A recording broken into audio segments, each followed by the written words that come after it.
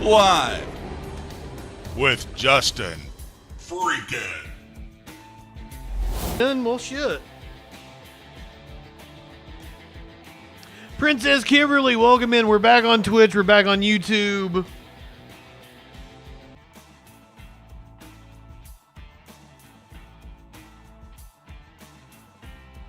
I honestly can't believe it's doing this to me.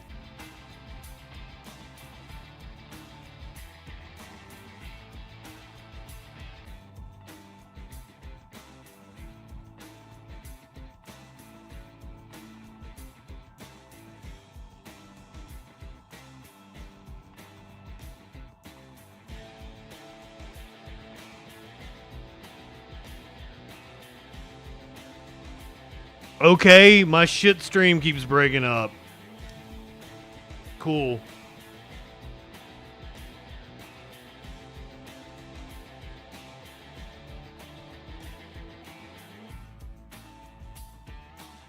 It looks like it's got itself together maybe here.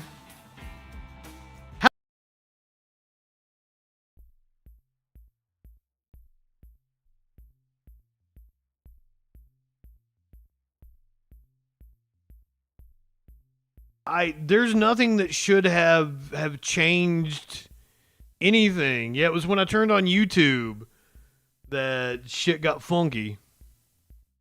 But I think it's just the shitty ass internet. Leftist, welcome in, my friend. Fort Awesome is apparently a real dumb shit. And he likes to complain in my YouTube comments. Brother, like, why are you just ranting? Why, like, do you have a life, man? Like, I showed everybody on Twitch your comments, and it's really odd. Like, you seem like a real loser.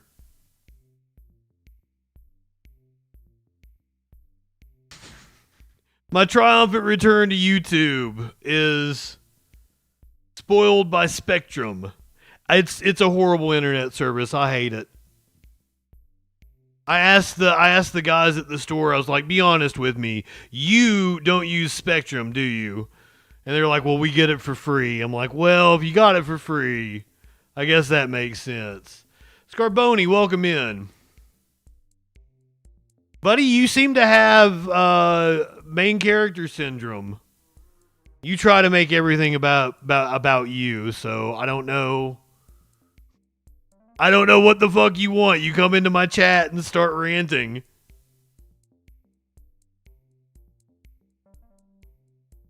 Buddy, nobody deleted anything. I've told you this a million times. Allow me to show you what the fuck you're talking about.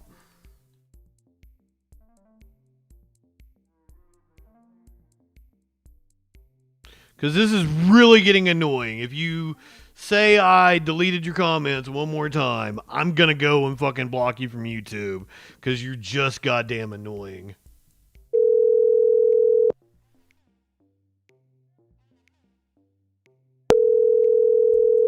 My lord, I appreciate your input, but that has nothing to do with it.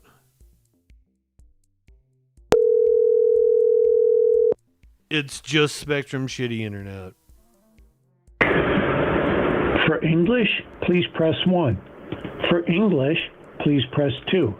For English, please press 3. And for English, please press 4. Well, that was stupid. You ain't gonna call in. That's the thing. To accuse me of deleting your comments when fucking I take calls from anybody. Clinically, welcome in, my friend. You finally got your account back. Because we went through this with Fort Awesome before. They're just a loser seeking attention.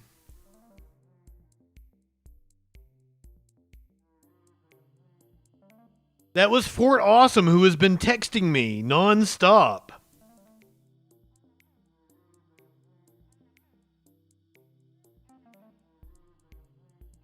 If you think I delete comments, then I don't know what to fucking tell you. I just showed you the fucking comments. They're all there. I fucking give up. I can't believe the internet shit the bed on me right as we were starting the troll patrol.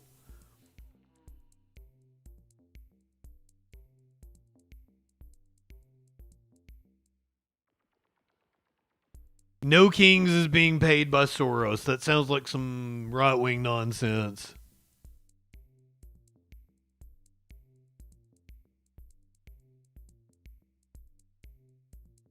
Are we here? Is everything good? It's just shitty internet.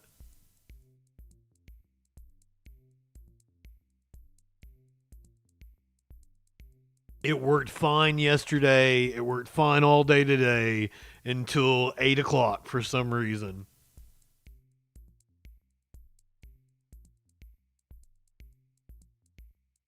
Here's the thing I don't understand. Like, okay, I don't give a shit what anybody thinks about No Kings. The administration doesn't like it, so at the very least it does that. If you don't want to participate, don't fucking participate. Nobody's making you participate.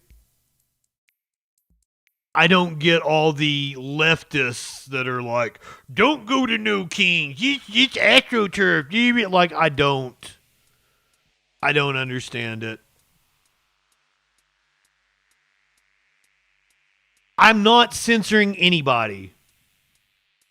I have never censored anybody. The chat knows for a fact I've never censored anybody. You are fucking dumb, and I'm tired of hearing it. Like, all you do is whine and complain.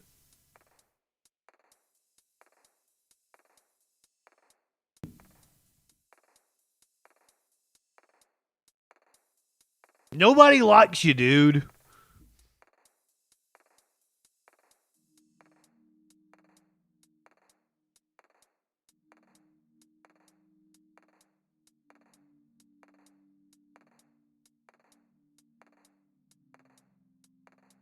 Samson, welcome in, my friend. Are you still suspended on Twitch?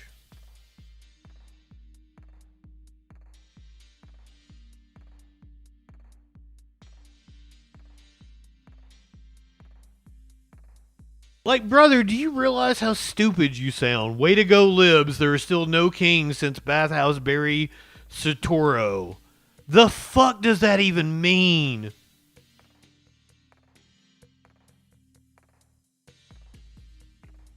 Like, you just sound like a fucking lunatic, dude. As a conservative, it's getting harder and harder to not look like a kook. Not only have I not deleted your comments, I have gone in and approved your comments that YouTube held. Now, for the love of God, shut up about it.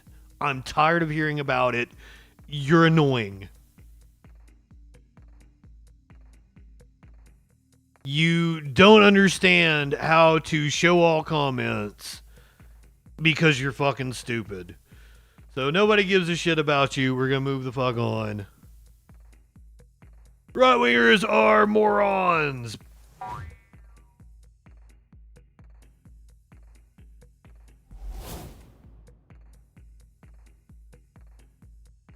Yesterday, protests across the country, including huge turnouts in LA and New York. Not for war and occupation. Money for jobs and education. Not for war and deportation. We stand in the spirit of those who made that revolution in 1776. Black women like Phyllis Wheatley, black men like Crispus Attucks, leaders like Sam Adams, and the boys, the sons and daughters of liberty, who stood up to say, no kings! No kings. No kings. No kings. No kings.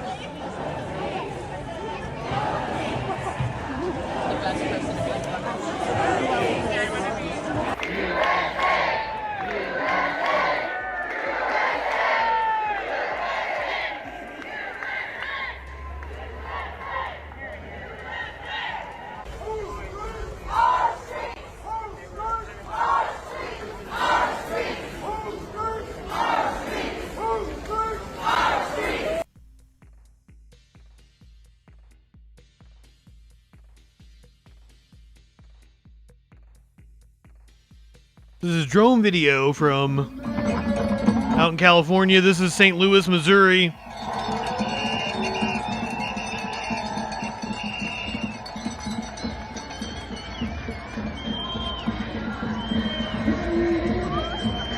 Is give peace a chance.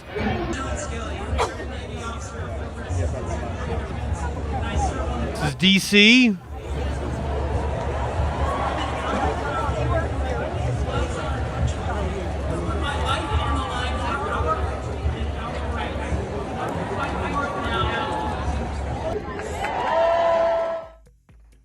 We're going to head over to, oh, this was the turnout in Boston.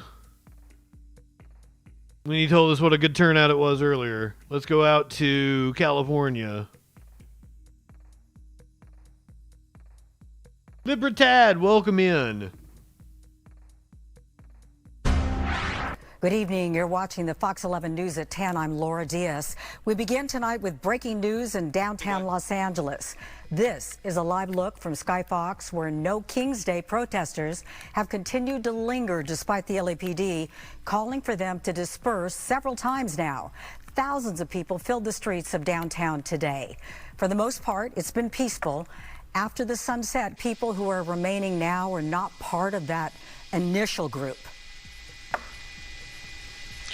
Yes, that's correct. The people who are remaining here now were not part of the initial group. They seem to be pushed off into Chinatown. For reference, people at home, this is Alameda, and we're looking out here at Union Station. So the LAPD pushed these guys out this way, and then the remnants of the protesters came back. But I must say, from everything I saw today as flying in Sky Fox from this afternoon, about 4 p.m. in front of City Hall, the crowd that I saw was very joyous, dancing. There was a band there, and there was none of this skirmish. LAPD officers at one stage having lasers and high-powered industrial lights shone at them, as well as rocks and bottles. So they were forced to act. It took the lasers and high-powered industrial lights. Disperse the crowd. So this area down here looks like it's actually going to be cleaned up now.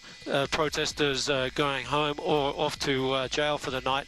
And just to mention, Laura, the exits along the 101 freeway north and south into downtown are closed. CHP has them blocked off, so if you are heading to downtown, just be aware of that. Try to take the 10 freeway if this is your destination tonight. All right, Justin O'Brien, our eye in the sky, thank you so much for that update. And take a look, 2,700 different rallies were held from coast to coast as people call for political change. And an estimated 7 million protesters turned out. If crowd estimates hold, today's protest will go down in history as the largest civil action in the U.S. since the first Earth Day 55 years ago. And here at home, dozens of protests took place across Southern California. The largest since the first Earth Day. Fox 11's Rachel Aragon is live there with why hundreds decided to rally tonight. Rachel. The protest right here in Covina ending peacefully, but just several hours ago, so many people lined North Citrus Avenue here in downtown Covina, many of them having some flags and signs in hand, and also many of them telling me earlier they came out tonight to say they wanted to make a message to the president and telling them that they strongly oppose the current administration's policies.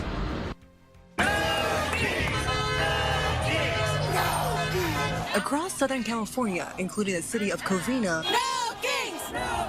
hundreds hit the streets with signs in hand to send a clear message to President Donald Trump. Whatever his issue is, we don't deserve this treatment. Many at the No King's Day rally. Whatever his issue is, he wants to be a fucking dictator. Authoritarian practices. There's nothing that people will stop him doing. I don't understand that. I thought this was a democracy. Demonstrators say they're tired of the direction that the country is headed under President Trump. The shutdown is ridiculous. Yes, the prices are really high. Things are happening around the country that shouldn't be happening. While many have their reason for honking and marching on Saturday. I'm here. I'm a daughter of immigrants. In Covina, one of the biggest issues for people was the Trump administration's federal immigration enforcement in Los Angeles. Even though I'm born and raised here in California, I'm afraid of going out because of the way I look. I speak Spanish, I'm brown, obviously daughters of immigrants, and I know how terrified our Hispanic community is to go outside.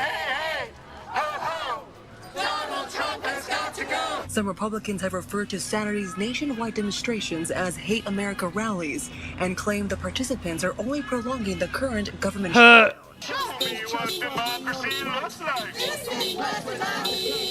But many in Covina are hoping their chants will be heard and bring much needed change at the federal level. It's so awesome to see people come together like this. We're all here together, wanting to do the same thing. No kings, no kings. Now, what appears to be a response to these nationwide rallies today, a few hours ago, the White House posting this on Instagram. Take a look, a picture of President Donald Trump next to Vice President J.D. Vance on top, comparing themselves to Democratic congressional leaders. In that post, it reads, quote, "We're built different." Prometheus, welcome in. So much going on here in Southern California, of course, and across the country. But again, Laura, I can tell you, here in Covina, everything did end peacefully. We're live in Covina tonight. Rachel Aragon, I'll send it back to you. Did not end peacefully in Portland. Hold on, we'll get to that here in a second. Apparently, protesters were struck by an LAPD vehicle in downtown LA. There's a video of that, so... The LAPD says for the most part there were no incidents and very few arrests. Other than the ones they caused. Appeared to get hit by a slow-moving LAPD vehicle during the rally in downtown LA. His injuries were reportedly not life-threatening. And while protests continue tonight, thousands of protesters started their day bright and early in downtown. And Fox 11's Nick Garcia was there.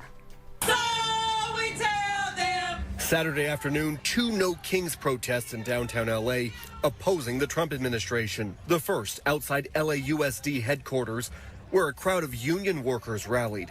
One of them says immigrant students she works with inspired her to show up. They come to school with clothes in their backpacks because they don't know if they're going to go home. They don't know if they're going to have families to go home to when they get home. The group then marched to join another No Kings demonstration a few blocks over at Gloria Molina Grand Park in front of City Hall. The protests follow earlier No Kings demonstrations in June. Signs, flags, and people in costume filled the park, hoping to make their opposition to President Trump's policies known. I wanted to represent for what I think America really stands for, which is... Fuck, dude, I'm gonna go block you. I'm tired of you bitching. White people running everything. It's about all of us being immigrants and coming from other countries and coming together to form a better country that represents all of us. A clear message at both rallies, speaking out for immigrant rights. I am an immigrant, and I was raised in this country, and it breaks my heart to see this happen. It really does. I am... Now, the government continues to be shut down so that they can't I love this country, and to swear in Adelita Gravala it hurts. and get the Epstein files released. Demonstrations, Hate America rallies, but No Kings organizers say they're calling out what they believe to be unconstitutional actions by the president. In downtown LA, Nick Garcia, Fox 11 News. Massive turnouts were spotted all over California. And while LA saw one of the biggest turnouts, our surrounding areas were also packed with protesters.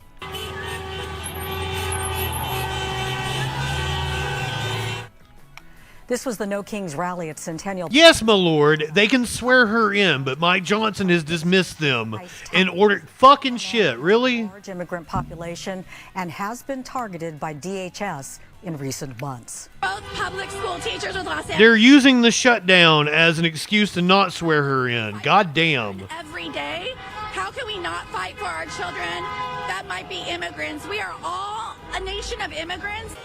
Lots of educators at today's No Kings rally in Torrance saying that they are fighting for the children of the future. The rally was held just outside of the Torrance Library. In Hawthorne, a group of disabled Californians say that they are fighting for health care as they gathered for No Kings Day. Medicaid covers my supplies like crutches that I need to use on a daily basis. And without Medicaid, I will lose access to these supplies, lose access to my specialists and doctors. And if I lose Medicaid, my life will be in jeopardy. A rare phone banking event organized by people with disabilities. They're worried about the recent health care cuts passed by Trump and Congress. They're urging folks to pass Prop 50, which would help Democrats gain more seats in Congress so their health care cuts can be restored. So ended in violence in Portland, as I said earlier, as protesters stayed behind at the ICE facility, were tear gassed. Welcome to Coin 6 News at 11. I'm Lisa Balick. Protests in Portland and in dozens of other cities in Oregon and Southwest Washington relatively peaceful during the daytime, but that's not the case outside the ICE facility in South Portland tonight. Tear gas, pepper bullets are being deployed for several hours. Our Ariel Salk out there live. Ariel, tell us the latest, and has that rain really put any kind of a damper on things? Yeah, so right now, actually, federal... Yeah, so, sorry, Lisa. Right now, we're having a situation. A handful of federal agents have just exited the building. You can see them tear gassing a few protesters right there. They're moving forward. We're standing right over here just to get a good look of what's going on. Definitely using that tear gas pretty liberally. We're going to back up a little bit right now. And we're going to put on our gas. Pretty liberally. So we're... Understatement. Distance right here, you can feel that pepper spray in the air. There's a lot less people here. I think the rain really pushed a lot of people out. Not sure exactly why they're doing this. It could potentially be a shift change, which is what we saw maybe 30 minutes ago, an hour ago, where they push a lot of these protesters away from the front of the building so somebody could get their car in and out of the building. But definitely a liberal use of that pepper spray, getting people to get away from that area. We also saw at least one of the people detained released earlier, but like I said, a lot more people are here, and a lot of them came from that No Kings parade. Take a look. Everyone make your way to the march route if you are marching. Thousands of people taking to the streets in Portland for the No Kings March, a demonstration opposing President Donald Trump and his policies, a nationwide movement. Coin 6 spoke with a retired Portland teacher. Every time we came to the form of government unit with the 11-year-olds and we'd get to fascism and authoritarianism and communism, and they would, in kids' words, they would cringe. They knew that this was wrong, and I hope that most of them are engaged voters. Show Trump what democracy looks like! The protesters flooding the streets of downtown Portland, crossing both the Hawthorne and Morrison bridges, shutting them both. Stickers, welcome in. I hope that people will just be able to see that we are not a The Frogheads. That we're actually a healthy, happy, joyful city. The march lasting in downtown Portland for about 3 hours. Then many of them headed to the ICE building in South Portland. Federal agents waiting for them. Tensions rising. The crowd in the street, on the sidewalk, outside of ICE. Blocking the vehicle entrance at times. Federal agents used tear gas and pepper bullets to push them back. We saw 2 people detained by federal agents. Portland police arresting several people as well. Portland police posting on their social media saying the 3 people they detained were booked into the Multnomah County Jail on criminal charges, including assault, bias crime, and harassment. Now, it's exactly what I thought it was. It looks like a shift change. So they've created this perimeter right here, and they're letting cars go out of the building. This is typical. They do this every few hours or so for that shift change. But we're going to continue keeping a close eye on what's going on out here and bring you the latest. Reporting live in South Portland, Ariel Salk. Lisa? It is a war zone in Portland. That is the justification for sending in National Guard, federal troops. Let me show you a scene from war-torn Portland.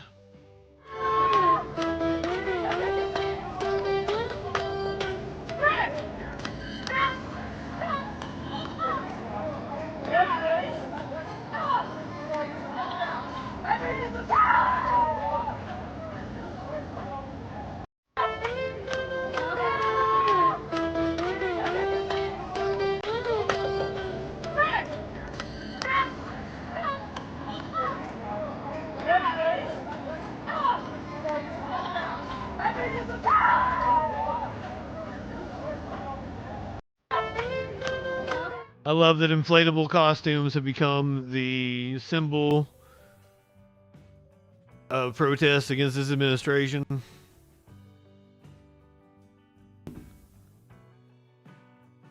Tell me a little bit about what brings you out here day after day and in a frog costume, no less.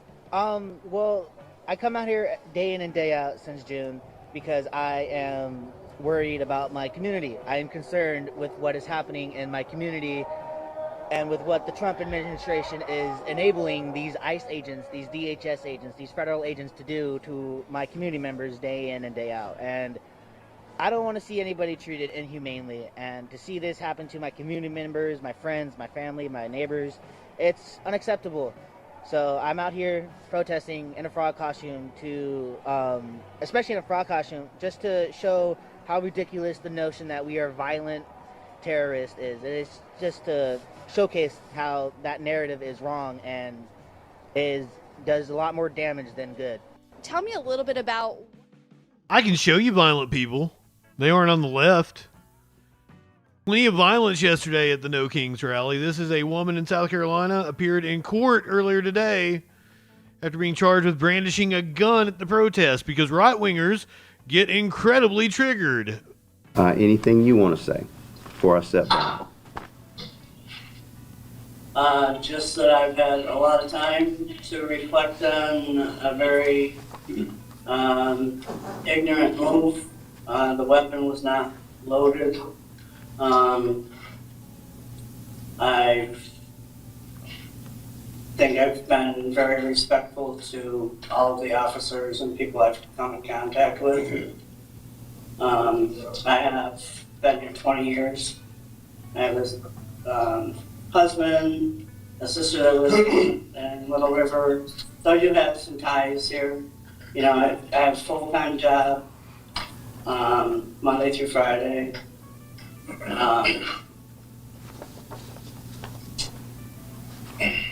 It was an impulsive, very ignorant thing to do, and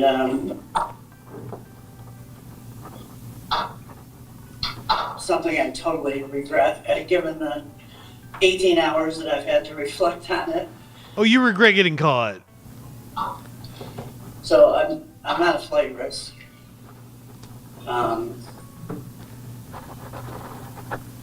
And I don't know more to say about that, sir. All right. Thank you, ma'am. It was a near miss for this. All right. Thank you, ma'am. Was that all there was? We don't get the whole story?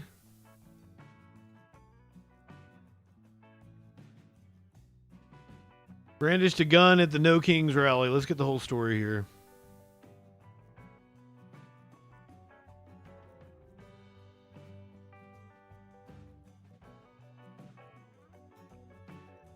Beach police say a woman was arrested at a No Kings protest around 2 with her Trump shirt. Yesterday, Investigators say 59-year-old Mary Moriarty of Surfside Beach drove by the demonstration waving a gun.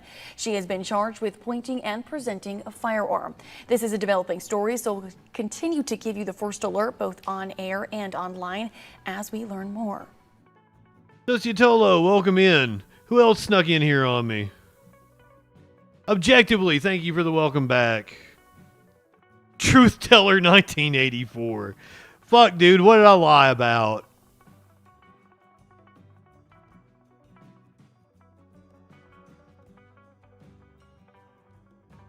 Who's clutching pearls? What the fuck are you talking about? Nobody takes you seriously. Jesus Christ, dude, get a life. A man was arrested after making threats at the No Kings rally yesterday.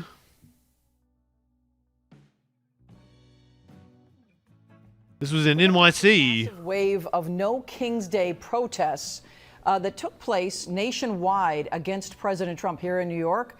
Hundreds of thousands of people marched across the 5 boroughs, more than 100,000 just in Times Square. Yeah, this is the second wave, in fact, of No Kings Day protest against the president and his policies.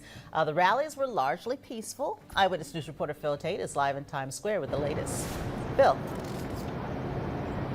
Yeah, Tony, good morning. More than 100,000 people showed up here in Times Square. Very little space to move around for this No Kings protest, and similar scenes like this across the nation rallying against President Trump, his administration, and policies coming out of the White House. Now, we're told that there were more than 2,600 No King Day events that were held across the country on Saturday. The move against President Donald Trump, as many say that he's acting like a monarch and not an elected official. This was the third mass mobilization since the president's re-election. Demonstrators raising their voices with chants, holding bright signs, some even in costume. This amid a government shutdown that continues to stretch on, leaving federal workers without pay. These demonstrations on the heels of ICE ramping up arrests and its crackdown of illegal immigration and crime with the deployment of the National Guard. Eyewitness News reporter Shantae Land spoke with several folks who showed up, saying the federal government is being dismantled and it's tough to watch in real time of the effects of orders coming from the White House. It's heartbreaking, heart-wrenching, and despicable when they take the mothers away from the children. The children are screaming. That's too much. If you're the president, you are supposed Well, to... and if you guys missed it, Fort Awesome, that's who is in the Discord right now after I just blocked him on YouTube, begged me to unblock him on YouTube. And the reason he got blocked on YouTube was that he just keeps crying, saying I'm deleting comments. I'm not. I've never deleted anything. I've offered to let him call in. He isn't going to. So it's just annoying at this point in time. Be the president for the country. This is not what's happening. This division, the petty grievances. A lot of emotion there, and the NYPD did arrest 54-year-old David Cox of Newark Valley. He's been texting me as well. He had made threats to this gas station worker, saying that he would firebomb ICE agents. NYPD, they took swift action, were able to... I've received at least 30 text messages from him. Before he even made it here to the rally. We do know that he does face a slew of charges this morning. We are live in Times Square. I'm Phil Tate, Channel 7 Eyewitness News. Now, right-wingers have all been like, well, there's no kings. Trump isn't a king. Trump isn't acting like a king. Well, here, beyond the picture that he posted of him and J.D. Vance with crowns on, he posted an AI video of himself flying as King Trump and bombing protesters with a brown liquid. Shitting on him.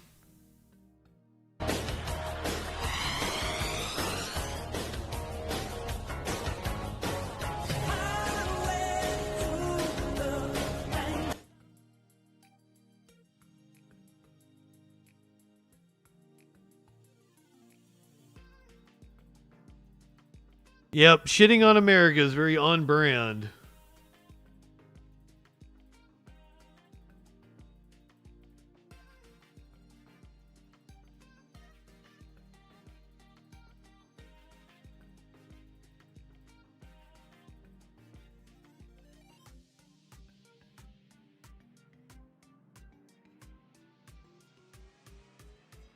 That's just embarrassing. That is goddamn embarrassing, and every single person in this country should be embarrassed to have that fucking fool as the president. Mr. Spronk, welcome in. Good to see you, my friend. We're going to get a couple of the speeches from yesterday's No Kings rally. This was Mehdi Hassan, one of the speakers in D.C., I think.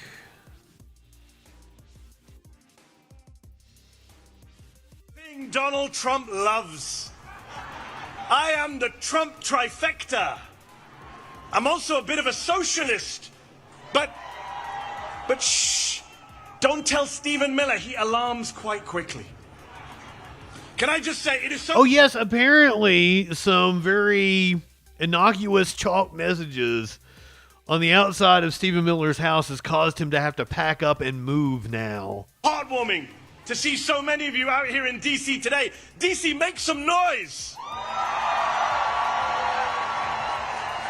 We need to make sure today that they hear us in the White House and in the Capitol. All week, I've heard Speaker Mike Johnson. So let's check this one out. Stephen Miller selling his home after his wife said they would not back down from sidewalk chalk messages. It's in an affluent Arlington neighborhood in Virginia, listed for $3.75 million.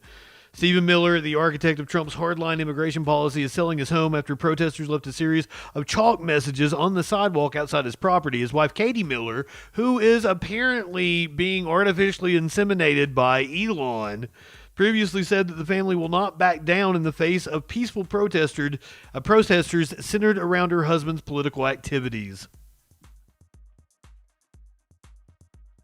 The message says Stephen Miller is destroying democracy.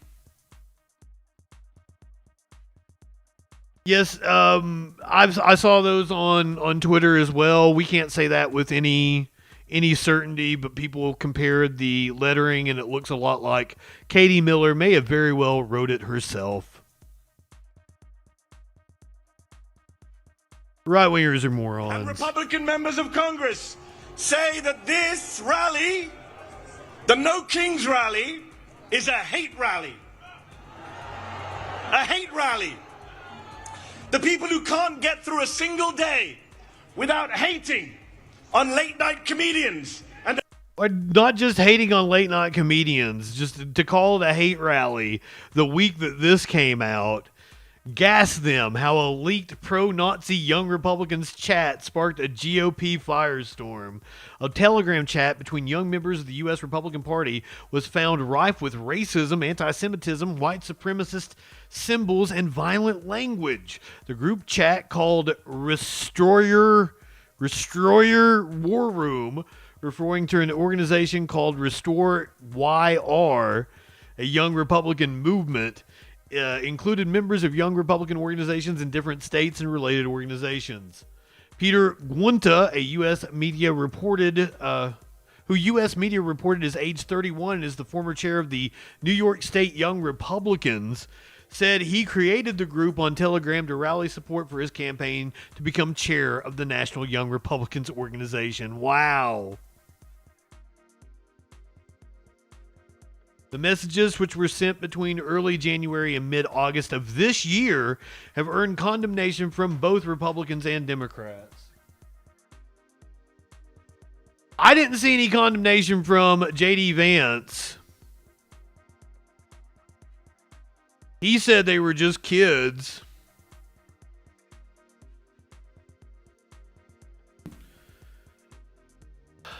Politico reported that the chat spanned 2,900 pages of messages.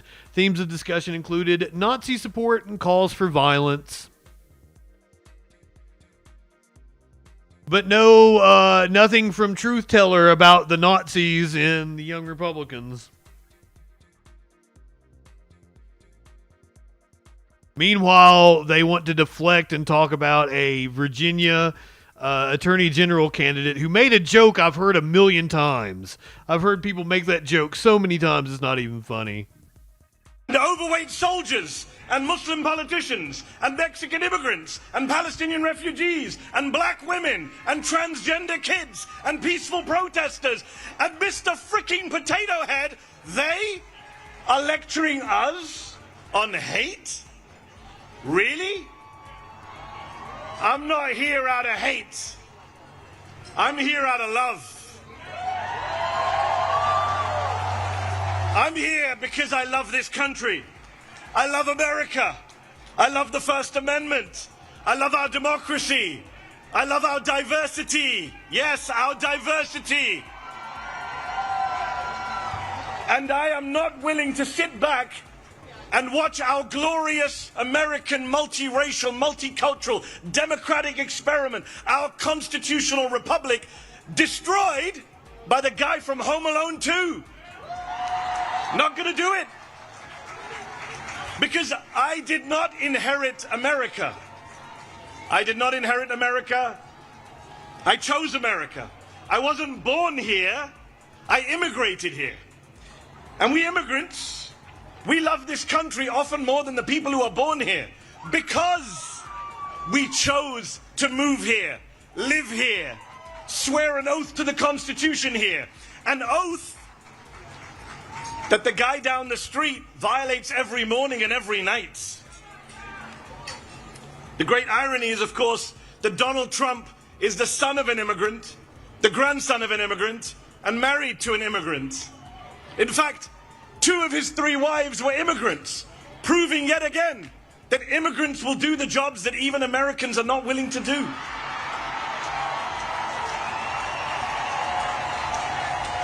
I immigrated here from the United Kingdom. You want to talk about no kings? The UK still has a king. King Charles III, but even he has less gold in his palace than Donald Trump has in the Oval Office right now. Burn. King Charles has more respect for democratic norms and traditions than the whiny authoritarian man-child trying to send troops into as many blue cities as he can. This is a president who says he wants to be a dictator, but only for a day. Well, we are now 271 days into his wannabe dictatorship. He just went to see the Egyptian president Sisi, who is a military dictator, runs one of the most repressive regimes on earth. And he went there and he said, I want to praise your fantastic leadership and your low crime rates. This is who he loves. This is the autocratic leader he aspires to be. And of course, he was in Egypt hailing his God. Bro, just come out of the fucking closet. All you talk about is gay sex. It is clearly the only thing on your mind. What the fuck is wrong with you people? Seriously, right-wingers obsess over gay sex because you're all in the closet. You're all repressed, and it's fucking annoying. I can't wait to have your cock in my mouth. I'm going to give you the blowjob of your life. Then I want you inside of me. Come out of the closet, suck a dick, and stop taking it out on everybody else. There's a peace plan, which is a ceasefire, yes, but not a peace plan. Donald Trump, the man who uses Palestinian as a pejorative, as a slur, has no plan for Palestinian freedom, no plan for Palestinian statehood, no plan for justice for the Palestinians who have been massacred and starved and genocided and ethnically cleansed for the past 2 years, including the past 9 months of his presidency. Meanwhile, Israel for the past week has violated the ceasefire again and again, killing Palestinians with impunity. Yesterday they killed 7 Palestinian children. They've already violated the ceasefire again. There is no peace in the Middle East because, as Dr. King said, peace is not just the absence of violence, it is the presence of justice. So these are dark times. Genocide abroad, fascism at home. Which is why it's so crucial that we gather, we organize, we rally like this. We mobilize, we pluralize, we bring people into the tent. We register voters, we defend voters, we become voters if we're not already. And you know, they say we don't reach out to the other side. We don't reach out to conservatives or Republicans, that we're in an echo chamber. Well, let me say to every Republican and conservative watching, aren't you the ones who said no more big government, no tyranny in America? So if you believe that, what are you doing defending masked federal agents in unmarked cars, bundling people off of the streets, including American citizens, and disappearing them? How are you okay with that? And if you're not okay with it, then come over to our side. The side of the Democrats. The small d Democrats, not the big D Democrats, not the Democratic Party. Those of us who are from all parties and none.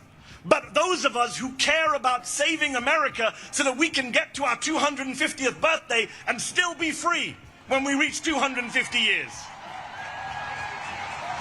Come over to our side. The side of no crowns, no thrones, no kings. The side of freedom, of liberty, of the Constitution. The First Amendment, the Fourth Amendment, the 14th Amendment, the 22nd Amendment, which says 2 terms means 2 terms. And if you're not worried about Donald Trump trying to stay on for a 3rd term, you should be. He's literally selling merch. Yep. So I worry about free and fair elections in 2028. But then I say, why should I worry? I see all of you here today. What is there to worry about? We here today are not spectators. We are citizens. We are not bystanders, we are proud and patriotic Americans. And we Americans, we the people, will not allow our country to be taken over by demagogues and dictators. We will not stand for it. DJ Dub, welcome in. And you know it. Do this. I need to hear you. Are you willing? Are you willing? Answer this. Are you willing to sit back and let Trump shred our freedoms? I can't hear you, DC. They need to hear you in the White House. Are you willing to let Trump shred our freedoms? Are you willing to sit back and bend the knee to fascists and white supremacists? Are you willing to be the Americans? Scott Comment, welcome. He died. Good. Because people power is our last line of defense. Remember this. Donald Trump has never, ever, not in 3 elections, won a majority of the vote. Never. And I'll say this to you. I'll say this to you. Here's the math that they are scared of. There are more of us than there are of them. We are the majority. Say it with me. We are the majority. They're not loud enough today, DC. Come on. Louder. We are the majority. Yes, we are. And we have no intention of losing our country, our democracy, our freedoms to that twice impeached convicted criminal and his gang of grifters. No way. We will out-organize them. We will outvote. I love the fact that we just saw that there was a whole group chat of right-wingers talking about how they're a bunch of Nazis. And then Truth Teller comes in here and is like, Nazis equal the left. Fuck, dude, you're stupid, man. You're really stupid. Them, we will outlast them. Because when I see you all out here today, in your thousands, in millions across the country, I have hope. I have faith that America can defeat this fascist threat, this authoritarian mania. My friend, I hate to tell you, but the very first group that the Nazis came after were trans kids. Literally. This MAGA cult and save our freedoms. And I also have faith and hope that one day soon, the Palestinians will be free. Thank you very much for your time. God bless you all. Leftist, he's all over my YouTube. He texts me constantly. Like, this dude is fucking obsessed with me. It's kind of weird. I feel sorry for him. He's an incredible loser. Crix, welcome in. I'm getting ready to block him just because he fucking keeps accusing me of censoring him, and I'm tired of hearing it. Progressive Squirrel. Here's Bill Nye from yesterday's No Kings protests. Because with public sentiment, nothing can fail. And without it, this system cannot succeed.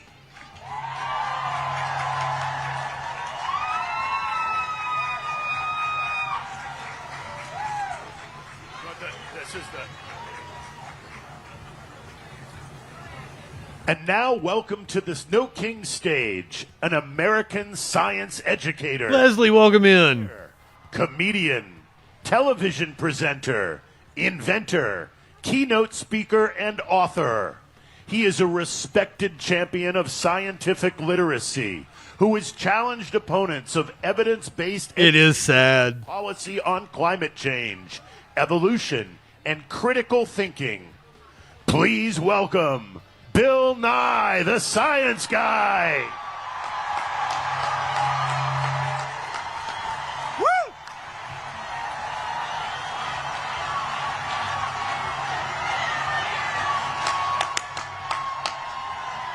We love that song, Hello, DC.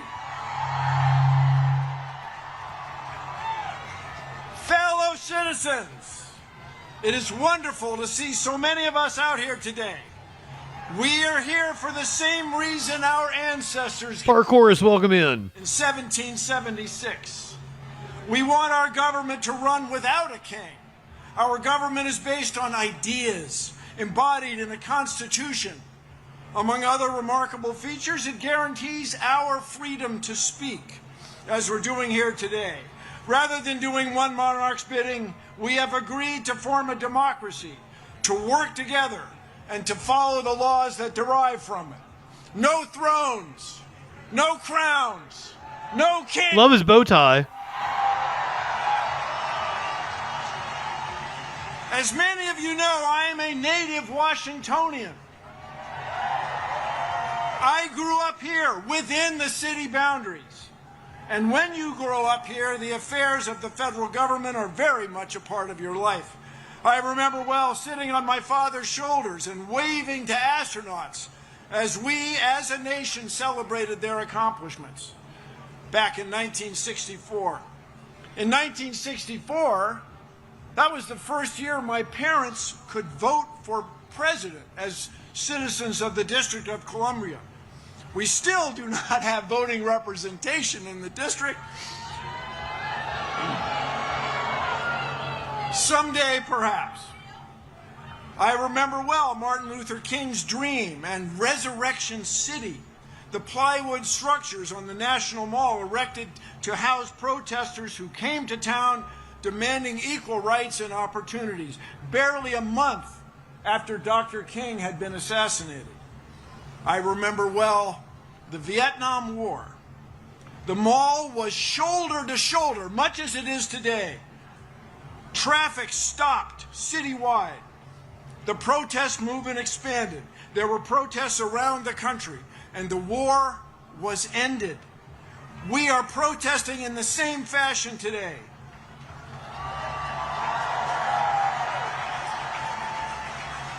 Only today, the stakes are higher. Rather than abandoning a war against an elusive, perhaps sometimes imaginary foe, we are confronting the possible end of our republic.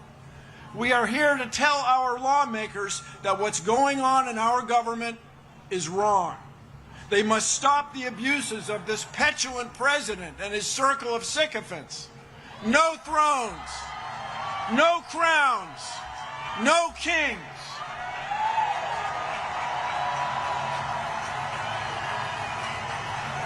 This president and his associates cannot tolerate dissent. To them, our free speech is frightening. They are arresting people and denying due process in courts. They tried to silence television hosts. They're trying to fire or indict civil servants, prosecutors, judges, even their own cabinet members. But in this land, these sorts of actions are not new. In 1776, our ancestors had had enough. They declared independence from a king by means of a document stored safely right over there on Constitution Avenue in the National Archives. Although it was conceived 249 years ago, the Declaration of Independence describes a train of abuses connected with an absolute authority, a king with absolute power. No thrones, no crowns, no kings. Their king had refused to honor the law. Their king had refused to let law... Wait a minute, we had a hype train going? I had no idea. Sociotolo, thank you for the resub. I didn't see any of this pop up. My bad. Oh, I forgot to change bandana color. Meatcakes, thank you for the resub. Shit, I didn't even know all this was going on. Makers be elected. The king had made court judges dependent on his will. They cited the king sending, quote, swarms of officers to harass our people. Their language referred to, quote, cruelty and faithlessness scarcely paralleled in the most barbarous of ages. Their king was trying to, quote, render the military independent and superior to civil power. Our founders even censured King George for cutting off trade with all parts of the world. Did these actions sound familiar? 249 years later, no crowns, no thrones, no king. In short, the founders believed their king was, in their words, quote, totally unworthy to be the head of a civilized nation. No thrones, no crowns, no kings. Although the United Nations has been the world's leader, and although the United States has been the world's leader in science for decades, This president and the members of his cabinet even fail to accept scientific facts. Contrary to Article 1, Section 8 of the Constitution, they do not promote the progress of science. They suppress it to the detriment of our health, well-being, and international competitiveness. It is a formula for failure. How did we get here? It hasn't been Stupid people are in charge. the power of executive order by this president. It hasn't been just one twist in a court ruling. Instead, it has been years in the making. Enabled by this president, a group of Confederates has worked together to undo many of our traditions and understandings of fairness and of citizens' rights.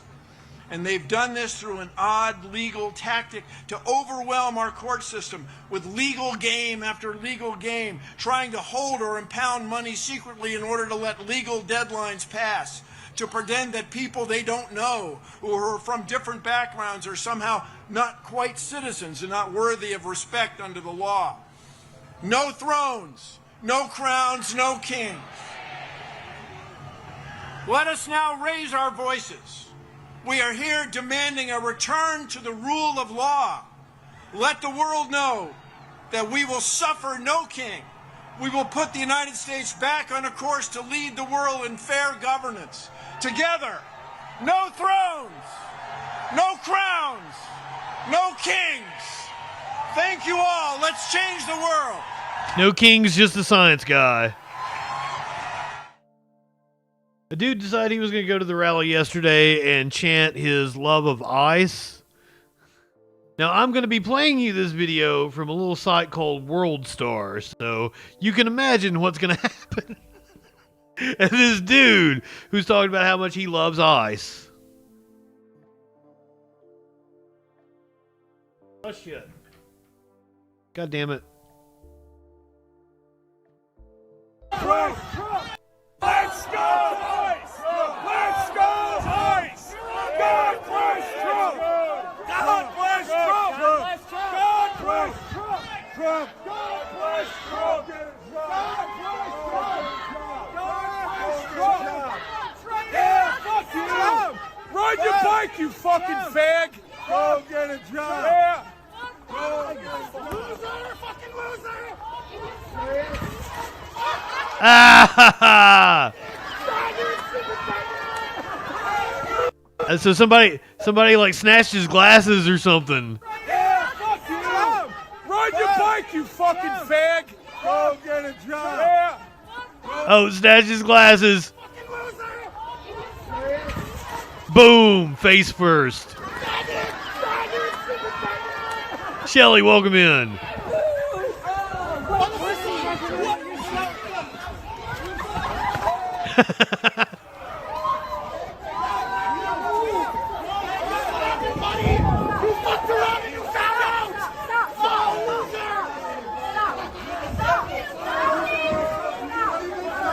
Yeah, let's watch it again. Yeah, fuck you! Ride your bike, you fucking fag! I tried to catch it.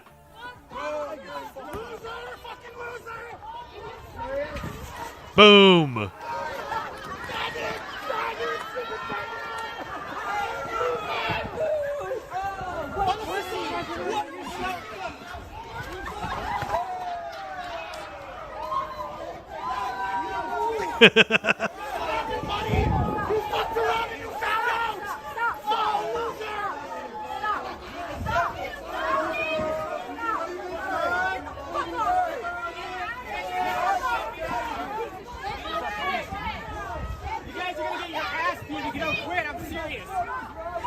Hey, get your buddy. Get your buddy.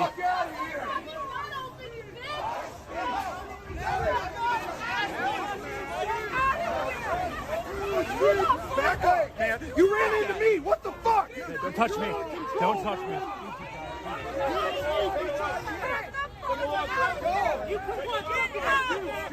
Trip his ass. Trip his ass. Again.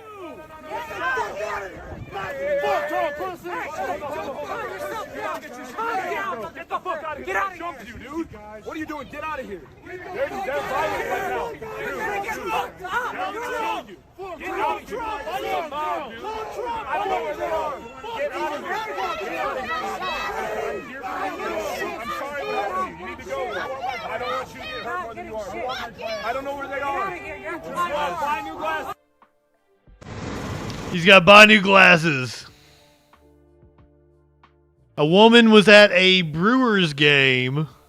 She's now been dubbed the Brewers Karen for wanting to call ice on other fans. Nothing new about trash talking between fans at a baseball game, but a Brewers fan found out what happens when her trash talk crosses the line. Fox 11's Susan Harasuna is here to show us the video that got that Brewer fan fired from her job. And it's incredible because it happened so quickly. My goodness. Last night, True Blue Dodger fan Ricardo Vosado got 2 tickets to the Dodgers-Brewers game behind home plate. The game was played in Milwaukee, and as expected, he was in a sea of blue and gold. When the home team got the first run, Ricardo endured some taunts. When the Dodgers started to score, that's when things changed. Brewers fans erupt with the first run on the scoreboard. But once the Dodgers scored 2 runs in the second, the fans' attitude Is this the game where Ohtani hit like 3 fucking home runs? changed, and so did Ricardo Vosado's. Why is everybody quiet? What is this? That apparently didn't sit well with this woman. She says, you know what? Let's call ice. Call ice. Call ice. I'm a U.S. citizen. War veteran, baby girl. War veteran. 2 wars. Ice is not going to do anything to me. I think she just let out her true colors. Let herself let it out of baseball and took it out of the cheering into some more personal, the personal level. Good luck.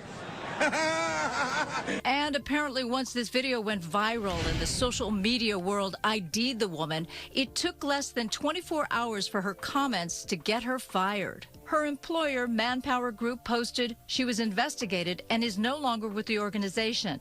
Fox 11 has also learned she resigned as a board member of the Wisconsin branch of the Make-A-Wish Foundation. Wow. Was it warranted that she got fired for her comment? Especially, it depends. I mean, it depends on your position, but there's, like I said, there's people that don't want to be associated with those type of people. The Dodgers may have gotten the win, but Ricardo missed the last 3 innings. She complained when Ricardo said this to her after she took a swipe at him. Call ice. Call him.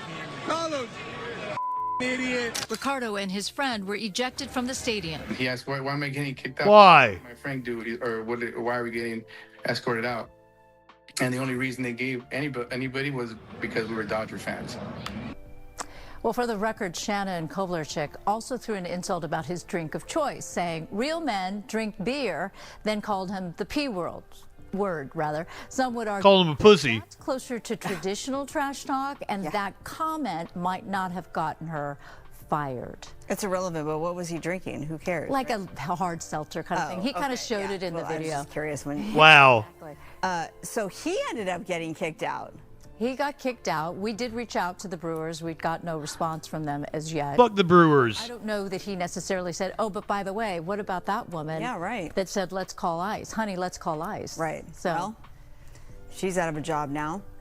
Is he planning to go to the games at home, I trust? Oh, he made a comment because I said, how much did your tickets cost? Aren't you mad that you lost out on part of the game? He's kind of hoping that he might get a refund. He said his ticket was $350 and he goes, that's like premier parking at Dodger Stadium. So for him, 2 tickets were kind of on the cheap side. Oh my gosh. Yeah, he's used to playing. Oh, wow. Big bucks. So yeah, I would imagine he would try, but as I said, it's a little bit more dear to pay for the tickets here. Okay, all right. Thank you so much. Yeah, I think those hard seltzers are like 9% alcohol, aren't they? Well, Ticketmaster's out here saying all these live events have been underpriced for too long. Fuck Ticketmaster. Which is wild because they're in mediation this week for a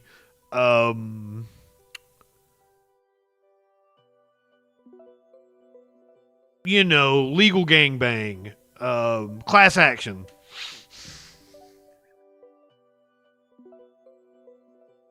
A legal gangbang.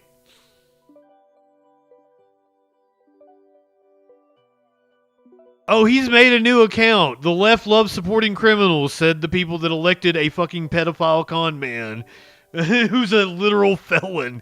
God, you people are so stupid. A cop was arrested by ICE. Oh shit. Also, I need to update this. You live in sexual anarchy? Should make blood shoot out his neck or something. Even Brown, he's like from Moldova or some shit. From Montenegro. Remember, this guy accepted a bribe on video. Trump stopped him from getting indicted for that bribe. They have him dead to rights. This man right here, Tom Homan, criminal. So that was a cop getting arrested by ICE. Let's watch the other way. This happened back in June. This is an ICE officer getting arrested by the cops, and he gets rather belligerent about it.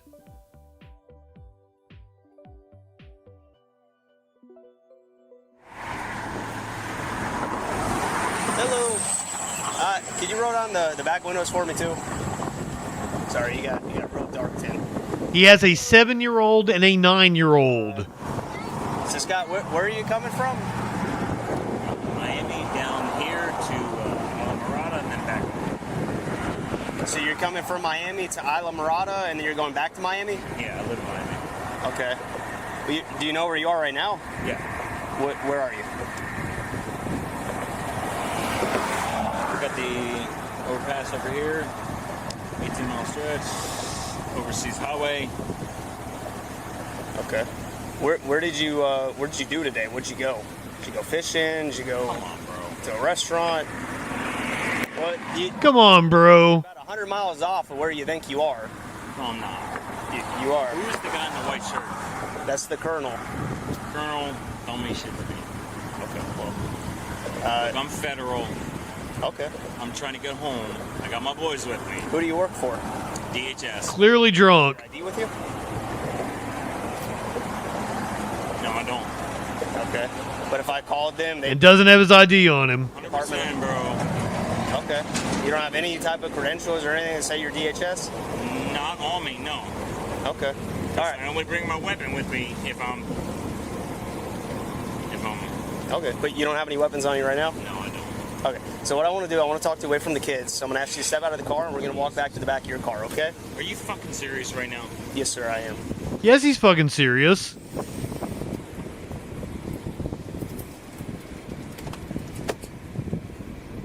Boys.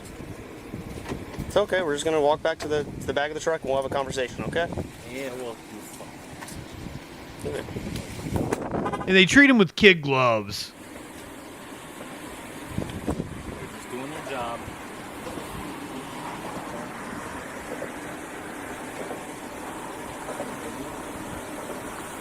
I want to come to it.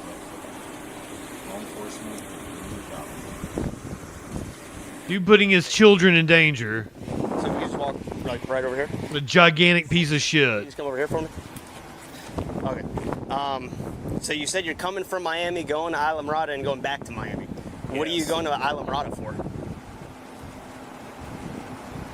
Guys, seriously, are we really doing this right now?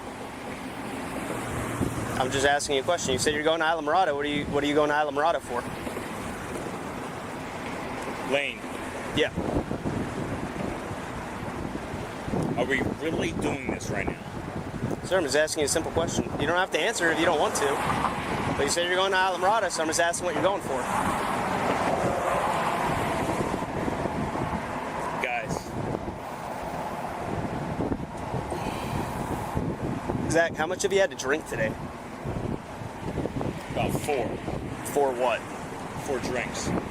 Like water, alcohol? Wow. Beer? What'd you drink? Kool-Aid? Are you guys really trying to fuck me right now? I'm just asking what you look like you're impaired. I smell alcohol coming from you, so I'm just asking how much you had to drink to make sure you're not too impaired to drive that vehicle. Think you fucked yourself, dude. Moon, welcome in. Okay, how about this, Scott? So, again, I think that you might be impaired. You look, your eyes are bloodshot, they're kind of glassy. Are they really? Yes, sir, they are. Show me. I don't Show me? do that. Take a picture.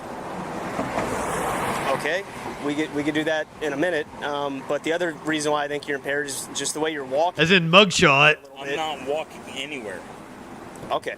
And Sports cards. you were Welcome in. driving, you're like kind of swerving and stuff, and then the colonel tried to pull you over, and you didn't immediately stop. You stopped here on the bridge. He tried to stop you at a safer spot a little bit back there. Okay. We're doing this. Okay. So again, I believe that you may be impaired by alcohol and or some type of chemical substance which may inhibit your ability to operate a motor vehicle safely. So I'm going to ask that you voluntarily participate in standardized field sobriety exercises to dispel my belief you may be impaired. Are you willing to do those exercises? Yeah. You'll do them? Yeah. Okay, so what I'll have you do, you can just sit on the bumper of your car right there. You're a little bit taller, I just need to look at your eyes. Guys, look. I'm SFST certified. Okay, so am I. I'm a drug recognition expert. You know what that is? I'm a drug recognition expert. Okay. Anyway, so what I'm going to have you do, if you can... I see drugs and I do them. Side by side. Perfect. And then your arms, if you could, just try to put them down by your side like that. Okay. So what I'm going to have you do is just keep your head straight, and you're just going to keep your head, like, aimed straight at me, basically, and then I'm going to look at your eyes. Okay? You understand? Yep. Are you diabetic? No. Are you epileptic? No. Okay. Do you have any brain injuries? I'm a disabled veteran. Okay. Have you ever had a traumatic brain? So yeah, he's fucked up in the head. Okay. Does it affect your ability to operate a vehicle? Guys, come on. Okay. Well, I'm just asking what your brain injury is. Does it affect you in your everyday life?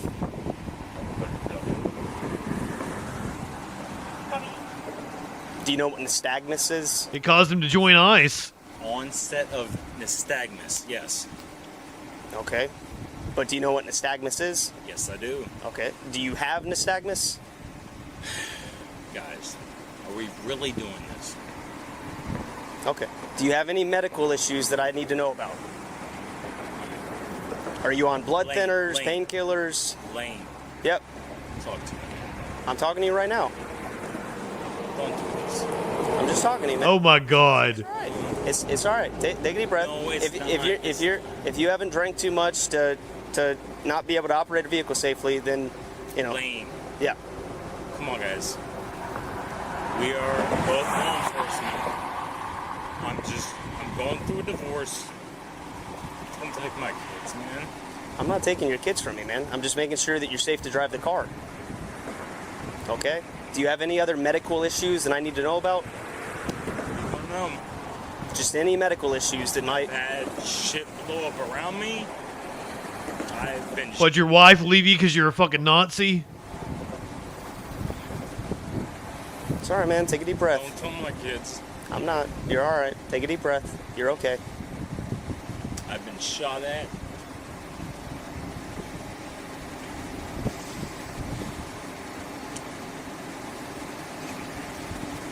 People have tried to kill me. Me too, brother. Me too. Just want to go home, guys. Come on, man. I got you, man. We should have took an Uber. We know what's up. We've been down this road before. Problem is that we're at this point right now. I understand that. And you know that I have to do what I have to do. I understand that, but my boys are everything. Okay. Where's their mom at? I don't fucking know. Did they have someone down here that would be able to take care of them? I'm not saying you're going with me, man, but you're Oh, he's going with you. I'm just trying to figure out, you know, if there's someone else around here that... This cop is being way too patient with him. Maybe they could come drive the car if you think maybe you drank too much to drive. Guys, no. No? They're my everything. Okay, so no medical... Yeah, he's looking for a professional courtesy. ...affect your ability to follow my finger? Nope. Okay, so again, what I'm going to have you do is just keep your head straight, and I'm just going to have you follow the tip of my finger with your eyes, And I'm just going to go side to side, and then I'm going to go up and down, and I'm going to do a circle around your head. No, I think the cop is being too nice to him. But again, I just want you to follow my finger with your eyes and don't move your head. I'm not on the cop's side. Okay, ready? Yep. Welcome in, Finbox.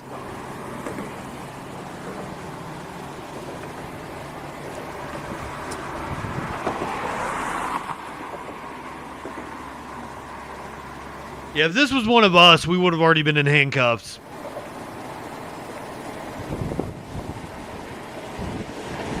Yeah, this cop wanted to let him go.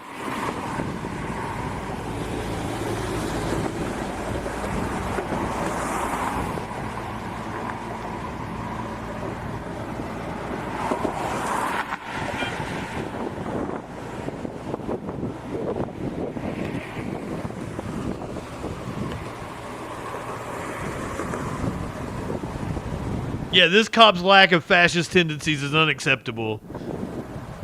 No, it's not applying the fascist tendencies equally that I have a problem with.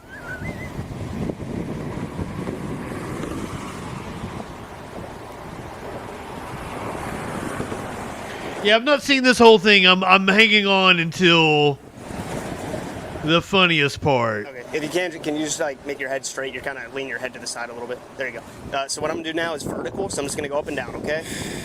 Ready? Same thing. Just follow with your eyes. Don't move your head. Ready?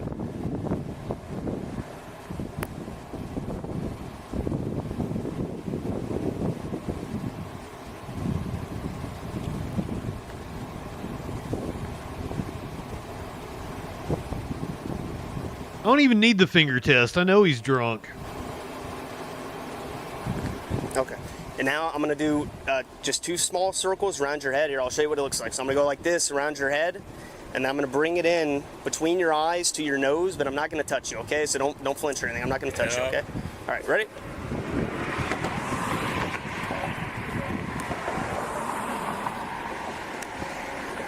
Oh, I've not seen him do this. One more time.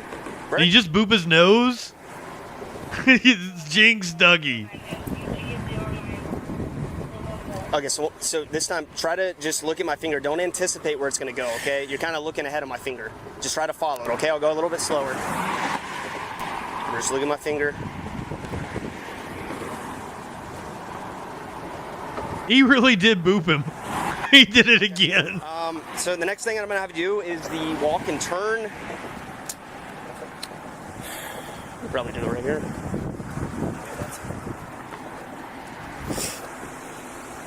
I don't know how easy this would be for you to Vogue for us, dude. Easier in your Lane, I just want to get my kids home. I got you, man. Come on, dude. I'll tell you a true story. I went through the same thing 2 years ago. You divorced? No. I am. I'm going through a divorce right now. Look, man. You got busted for drunk driving and you're still on the force? No, I have. Bullshit. Okay. Let me get my kids home. You can't drive a car right now, man. Based on what I'm seeing so far, unless, if you do good on this, maybe I'm wrong. Okay? That's why we're doing these, so that you can dispel my belief that you're impaired. Okay? Because... Yeah, it's such a lifted truck. The stumbling and stuff, I want to see if you can do this Stumbling, I'm not doing anything. I'm sitting right here. Well, no, when you walked out of the truck at first, you kind of... It looked like it. Maybe I lost my job when I got a DUI. So that we can dispel that belief that I have that you're impaired. I think law enforcement should be held to a higher standard. Next thing we'll do is the walk and turn, okay? So what I'm gonna have you do is just put your left foot on this line right here. Here, if you can, just step forward. I don't want you to be touching the truck at all. Just a little bit forward, just so you're not next to the truck. There you go. And now you're gonna put your right foot in front of your left foot, touching heel to toe. Your right foot in front of your left foot, touching heel to toe. Perfect. All right, and if you can, put your arms back down by your side. You put your left foot in, you put your left foot out. All right, so again, just put your right foot back in front. You put your right foot in. By your side. There you go. Now just stay like that. If you have to put your hand up, just put it right back down, okay?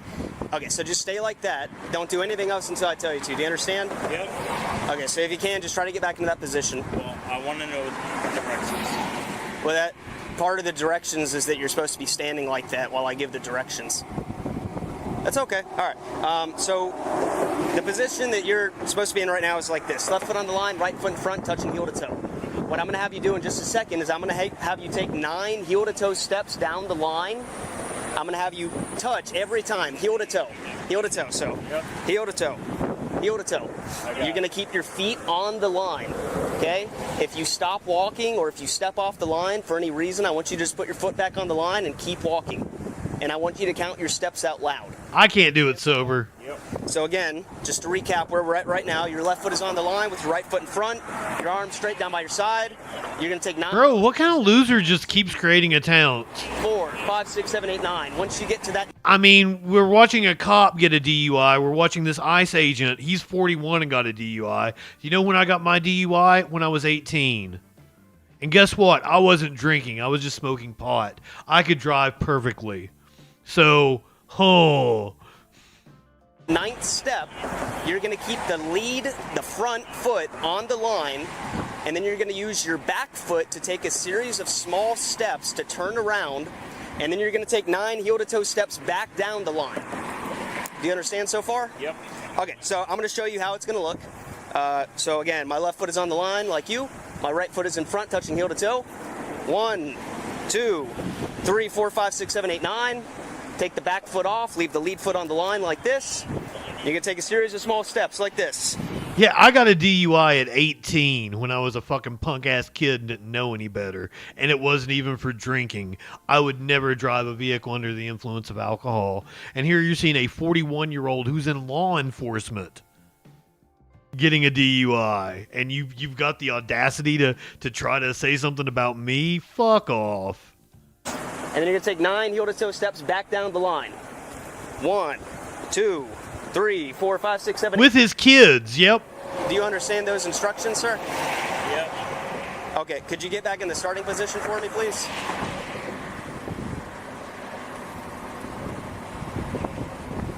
He's like, nope, I'm too drunk to do this. Right foot in front. I got you, Lane. Okay. Did you say Wayne? Oh, Lane. Give me a minute. Okay.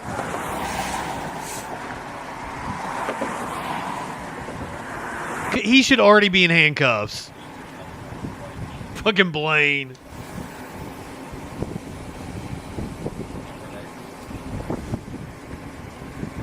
Yeah, Trump probably giving a pardon.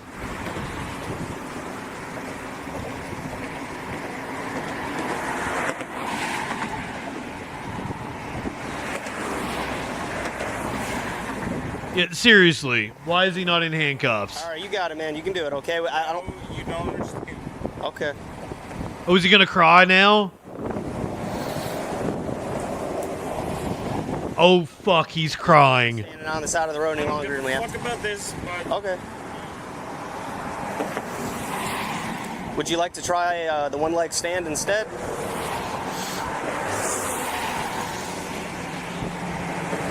He's fucking crying. I can show you the one-leg stand if you'd like to. Okay. Come on. Guys. I'm going through a divorce right now. Fairness and all this. My wife is trying to take my kids. Oh, she's got more ammo now. You fucked up. Okay.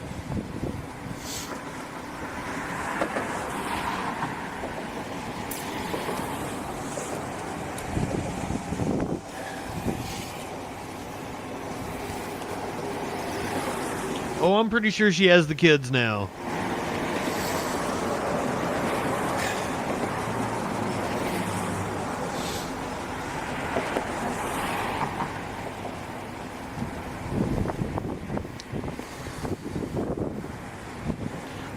I didn't even see him cry. I didn't see this part. Okay, man.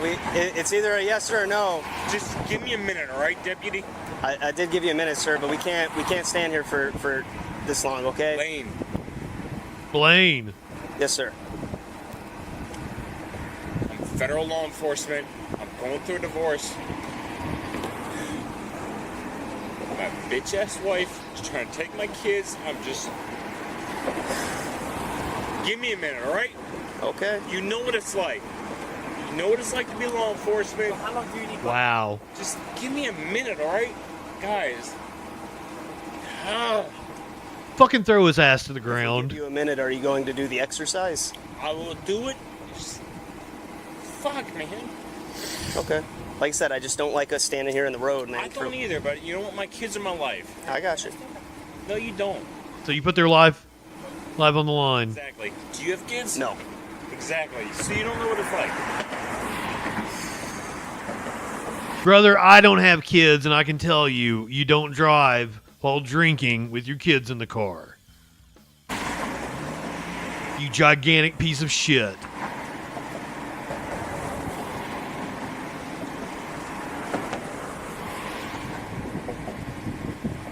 Several of you brought up the 40% statistic. Don't forget that the 40% is self-reported. 40% of cops self-report that they beat their wives. Self-report. The number is actually way higher. You know it.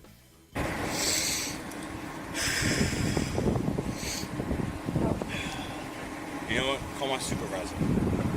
Okay. Do you want to do the exercises or no? I'll do it. But you know what? What's homeboy doing down there? You know, guys, come on. Make sure we all sit because we're inside of the water. You don't want to get hit. You don't want you to get hit. That's why we're trying to do the exercise. That way we can. Here we go. That's nothing to do with my wrist, buddy. My question was, are you Haitian? Are you Haitian? This guy's an ICE agent. He's trying to pull papers, please, on a cop. Doesn't matter. It doesn't matter where he's from. Okay. Look, man, I really need you to do the exercise. If you don't do it, then I'm going to say that you're refusing to do the exercise. I get it. You need a minute. I gave you a few minutes, okay? But let me talk to your supervisor. Not right now, sir. Yeah. That's not how this works. You can talk to him at... It is how it works because you guys are local. Okay, that's not a statute or a law or a policy or anything that we have. He's the second from the top underneath of the sheriff. Okay? He's the one that pulled you over. Okay? If you want to talk to him, we can, but right now I'm in the middle of an investigation, and you're not going to talk to my supervisor in the middle of my investigation. When I'm concluded with my investigation, with whichever way that goes, whether it's you in your car driving away or you in the back of my car in handcuffs, if you want to talk to my supervisor then by all means you can. But when I'm in the middle of an investigation, it's you and me, no one else. Okay? So this is the last chance I'm going to give you, okay? Do you want to do the walk and turn exercise? Yeah, I'll do it. Okay, so again, put your left foot on the line, and then put your right foot in front, touching heel to toe, and your arms straight down by your side. Okay, I'm going to show you the instructions again real quick, just to refresh your memory, okay? So left foot on the line, right foot in front, touching heel to toe. 9 heel to toe steps. 1, 2, 3, 4, 5, 6, 7, 8, 9. He ain't gonna do it. Front foot on the line. Take the back foot off the line, and you're gonna take a series of small steps with the back foot to turn around, and then you're gonna take 9 heel to toe steps back down the line. Do you understand the instructions? I do. Okay. I want to talk to your supervisor. Again, sir, once we're done with the investigation, you are more than welcome to talk to anyone that you would like. Okay, you may begin. Fucking Karen asked to speak to a supervisor.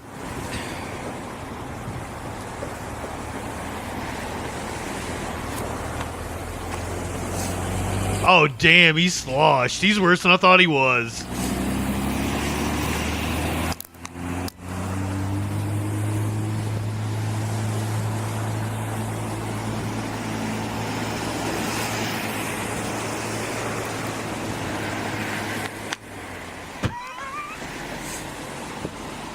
Oh, that's great.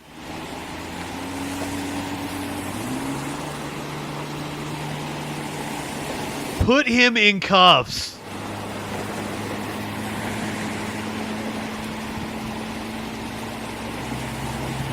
Pass the drunk as fuck test with flying colors.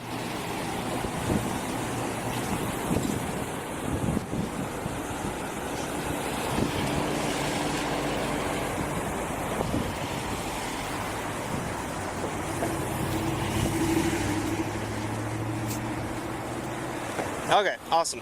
So for the next one, the one leg stand, we can come over here just so we're not in the road anymore. Scott, can you walk over? We've been watching this for like 30 minutes now, so imagine how drunk he was when he started driving. Exercise.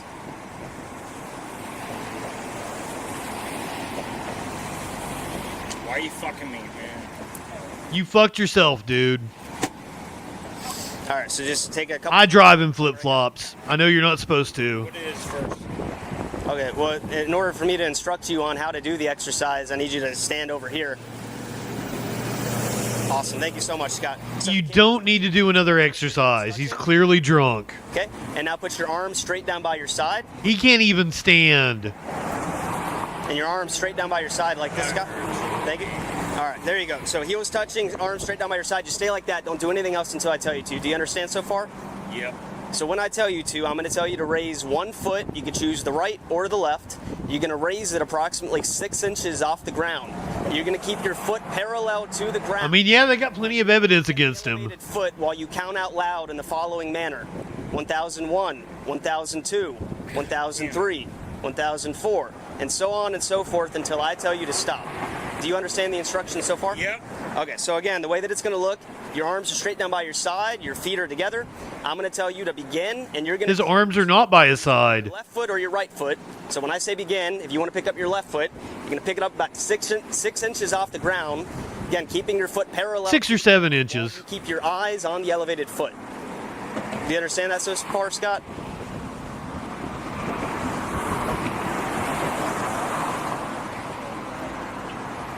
Do you understand the instructions, sir? I do. Okay, so again, the way that it's going to look, I'm going to show you one more time. I'll do it with my right foot this time. I'm going to say begin. You're going to raise your foot about 6 inches off the ground. It's about the size of a soda can, okay? 6 inches parallel to the ground. And I'll show you something about the size of a soda can. out loud. 1001, 1002, 1003, and so on and so forth until I tell you to stop. Do you understand all the instructions, Scott? Yeah. Okay, you may begin.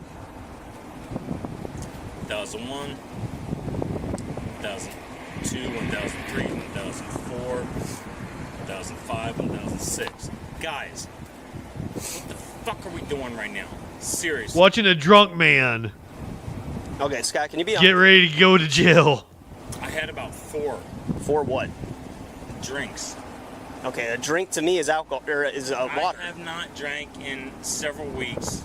Bull. You don't drink alcohol? I have not drank alcohol in several... Guys, What'd you have 4 of then? Presence. I take medication because I'm a war vet.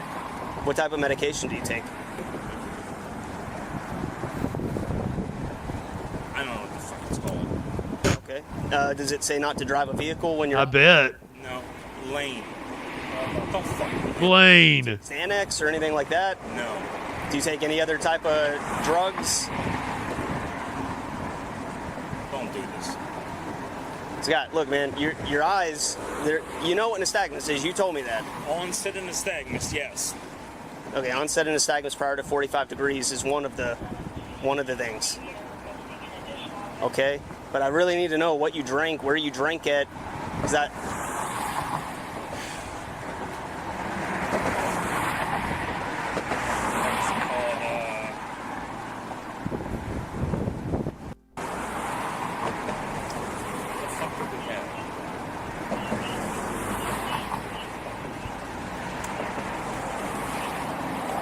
That's all I remember. Okay. All right, Scott, I need you to come back here with me, please. I'm not going to do this in front of your kids, man, but you got to come with me. I'm not going to do it. Now you can put your hands back. Resisting. If you're going to pull away, then I'll do it in front of your kids. Okay. Don't squeeze my hand. Let go. I'm not doing shit. Guys, I am law enforcement. Okay. Nobody cares. I'm going to do this away from your kids, man, but if you're going to pull away from me, then I'll do it in front of them. I'm not pulling away. I'm not fucking moving. Just relax, man. You're kind of swaying because you're pretty drunk, to be honest. Copy a welfare check 6810 Front Street. You have anything in your pocket gonna put mistake me, anything like that? Nope. Has been passed out a few times. Has previously passed out at the playground. It's gonna be a reference to a You're getting arrested, buddy. Sir, I'm doing my job today. RT advised if Elio parks near Hogfish, he can lead you guys to... Try to keep your hands turned the way that I have this one. Your left hand right now. Okay. Try to get this. Okay. See.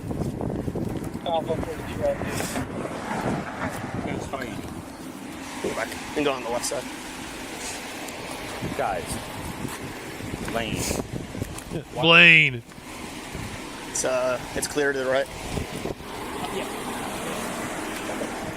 can go to my hood. I love that he gets arrested by an immigrant. Just right up against my hood, sir. Do you have anything on you that's gonna hurt us? Fuck no, man. Okay. So Scott, unfortunately, right now you are under the under the influence. Okay. Blaine. Scott, I believe you're impaired. Guys, don't do this. Scott, I know you're impaired. Impaired to operate a motor vehicle safely, Scott.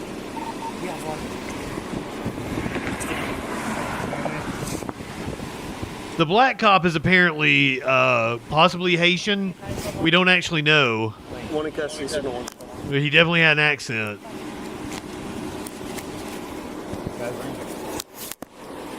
I do not have anything. We're gonna go to the passenger side over here. Blaine. What about my kids?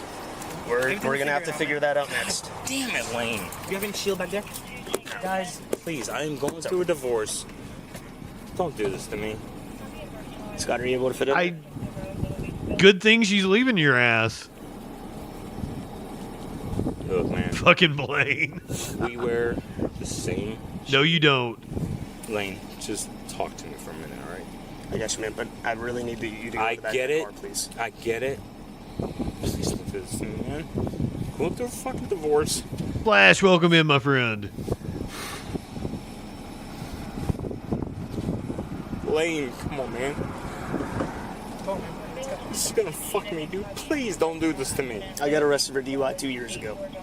Lane, I get. And that is insane. You should not still be a cop. You're a grown adult. I cried my ass off too. Own up to it. I cried my ass off. Are you serious? Yeah. You're gonna Lane. It's gonna suck, man. It sucked for me. It's gonna suck for you too. It is what it is. Be a man. Suck it up. That's what everyone tells us. I know. I get it. Whatever. If you're a cop, whatever. Yeah, I'm a fucking law enforcement, okay, dude. Then stop talking and sit in the back of the car and stop. Stop this. Come on, let's go. Stop this. What about my kids? We're gonna take care of it. No, But I'm first not I need- going in there. Yeah, you are. Let me talk to your supervisor. Again, you can talk to him in a second. Nope. Not going in there without my supervisor. You're not my supervisor. Come on, man. Don't pull against me. Let's go. I'm not moving, bro. Don't fucking do this. Lane. Oh yeah, and these law enforcement absolutely fucked himself over by talking too much. So you guys are fucking. Avalon, welcome in. Come on, put your feet in. Stand up. Stand up, come on. Stand up. Put your feet in there. No. Man, Put don't be your a feet kid. in. Come on. Stop. Where are my kids? Stand up. Put your I've seen this one before. Put your feet in. Put your feet in. You don't want to make this worse already. Come on. Come on, man. Let's go. You gotta sit in the car, man. You're going to jail for DUI, which is a misdemeanor. If you don't cooperate, you go to jail for resisting. It only makes it worse. Come on, put your feet in, buddy. All right, your kids will be fine. This will pass. You are watching an ICE agent being arrested by local law enforcement for DUI. Damn you guys. Thank you. Fuck you. And he thought being ICE would get him out of it. You really fucked me, man. You fucked yourself, dude. Drank today and drove. 2. You said 2 now. Yeah.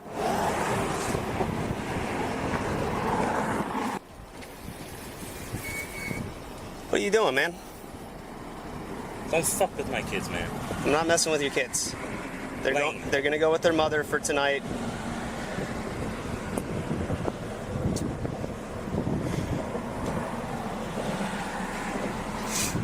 They're just gonna go sit at the station. Their mom's driving down to pick them up. God damn it. Look, get your mad, man, but don't take it out on me. I ain't taking shit out on you, Lane. Okay, well, you told me a few times you hate me and to go fuck myself. Fucking Blaine. Yeah, you did. No, I didn't. Look, man, I'm not trying to be hard on you. I'm not trying to be a dick to you. You said it when I first pulled you over. I'm just doing my job. This pays the bills. This is my job. It is. Well, ICE is part of DHS. He is an ICE agent. Let me see my kids. Brother, I really do not want them to see you in the way that you're in right now. Right now, they're fine. They think Dad's chill. He's just going to go hang out with us for a few hours. No, they don't. Guys. They do. Lane. I'll be cool. We can't do that right now, man. Are you fucking with me? I'm not bringing your kids over here on the side of the road. I'm not putting them over there. Let me go see them. We can't do that right now, Scott. Lane. We can't do that, man. I wasn't expecting to watch this whole thing, but I can't turn it off. Cool off and then Go for the night. and tomorrow you'll be, you know. Hey, you got to dry out, dude. But dude, really, just think. You gotta calm down. You gotta calm down. Oh, but I want to see my kids. I got you. But you gotta calm down. Okay? Lane. I promise. Lane. Unhook me. Let me just go see my boys, man. I cannot do that, Scott. God damn you, Lane. I'm sorry. All right, man. You don't have anything else on you, right? I ain't got shit, bro. And just let me know. Just so you know, this is still on. We're gonna go to the pink door over here. The pink door. Oh, that's more of a salmon color.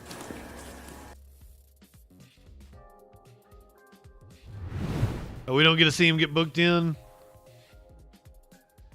So that video, this happened back in August. That video was released this week.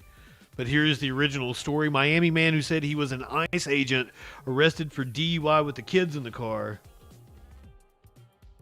He said he was a U.S. Immigration Customs Enforcement agent, was arrested for DUI charges after he was allegedly driving recklessly with two kids in the car in the Florida Keys. Scott Thomas Deseroth, 42, was arrested on Wednesday this was back in August, for DUI and child endangerment. Here's his mug. Authorities said they received a call of a vehicle driving recklessly near mile marker 40 shortly before 3:30. Deputies responded. They saw the vehicle driving into oncoming traffic and swerving heavily. The vehicle was stopped and deputies found two children, 7 and 9, inside. He identified himself as an ICE agent, had a strong odor of alcohol on him. This identified his location and gave erroneous direction of travel. Officials say Deseroth failed a field sobriety exercise, was taken to jail. The children returned over to a family member. ICE released the following statement: as the matter is currently under investigation, it would be inappropriate to comment on the arrest. That's weird coming from this administration. However, as public servants working for a law enforcement agency, every employee at ICE is held to the highest standard of conduct.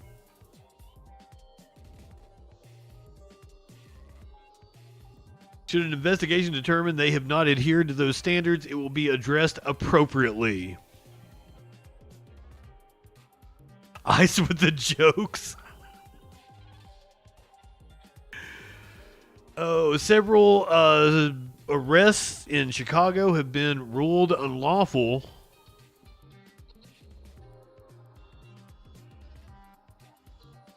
This is following them zip-tying children outside of an apartment building. For immigrant advocates in Chicago, the ruling finding ICE is conducting illegal arrests in violation of a consent decree that limits warrantless arrests in the Chicago area of responsibility.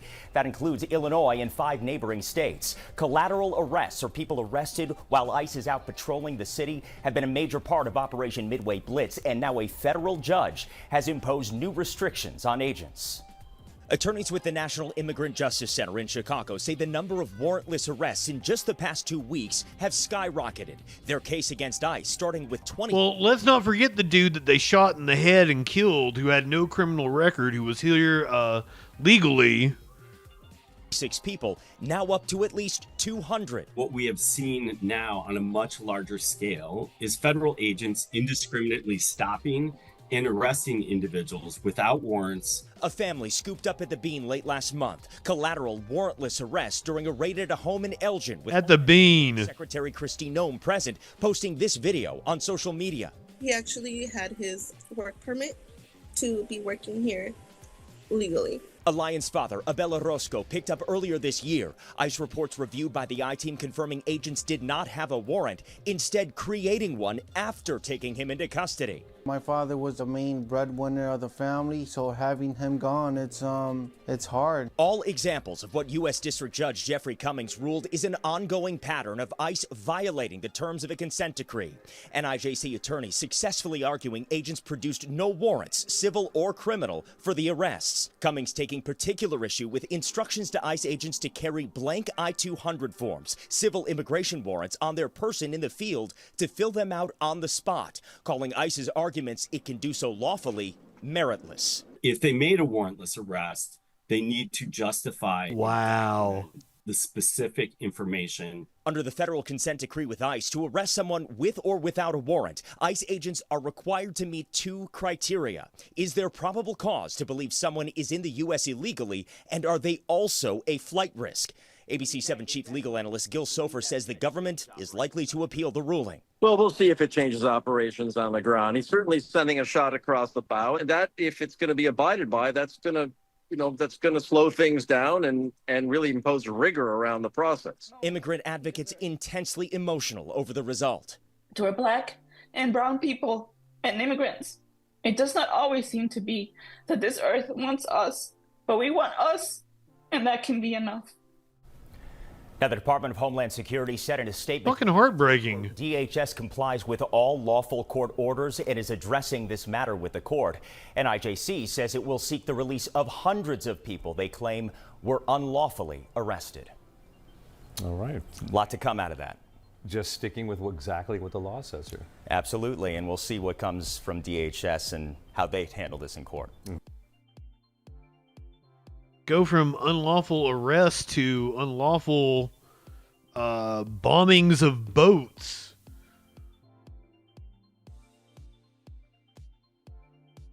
A U.S. military strike apparently left survivors on an alleged drug boat in Colombia. They have been released to nearby countries.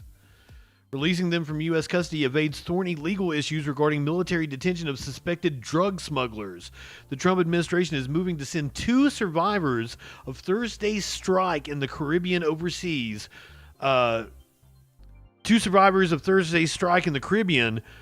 They're wanting to send them overseas rather than seek long-term military detention for them. This is according to 4 U.S. officials. The source, who like the U.S.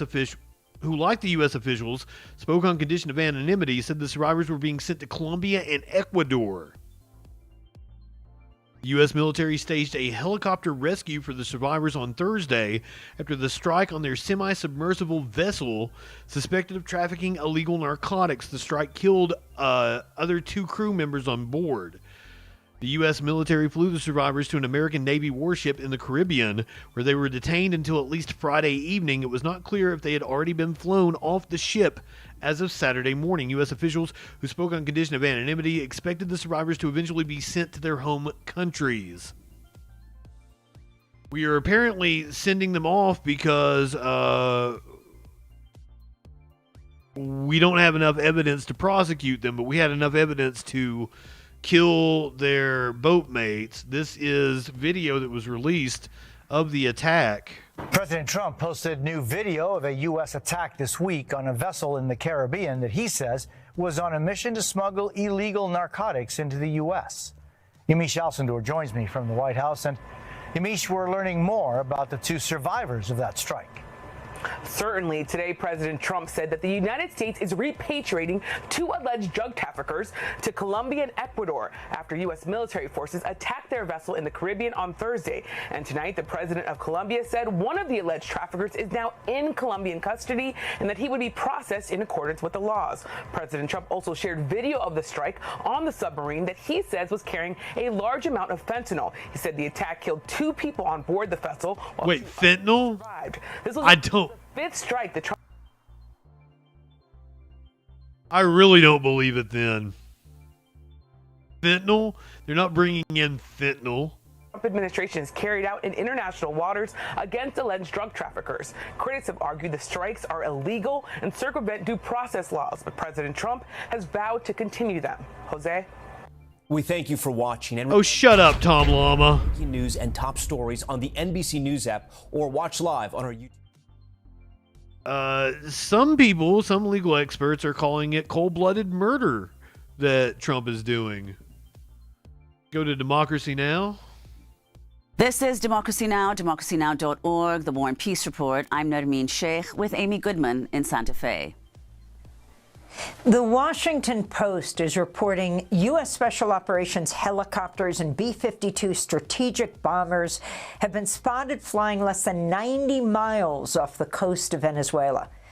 Meanwhile, President Trump's authorized the CIA to carry out lethal covert operations inside Venezuela. The U.S. is also continuing to strike what they say are suspected drug boats in the Caribbean, despite growing questions over the legality of the strikes.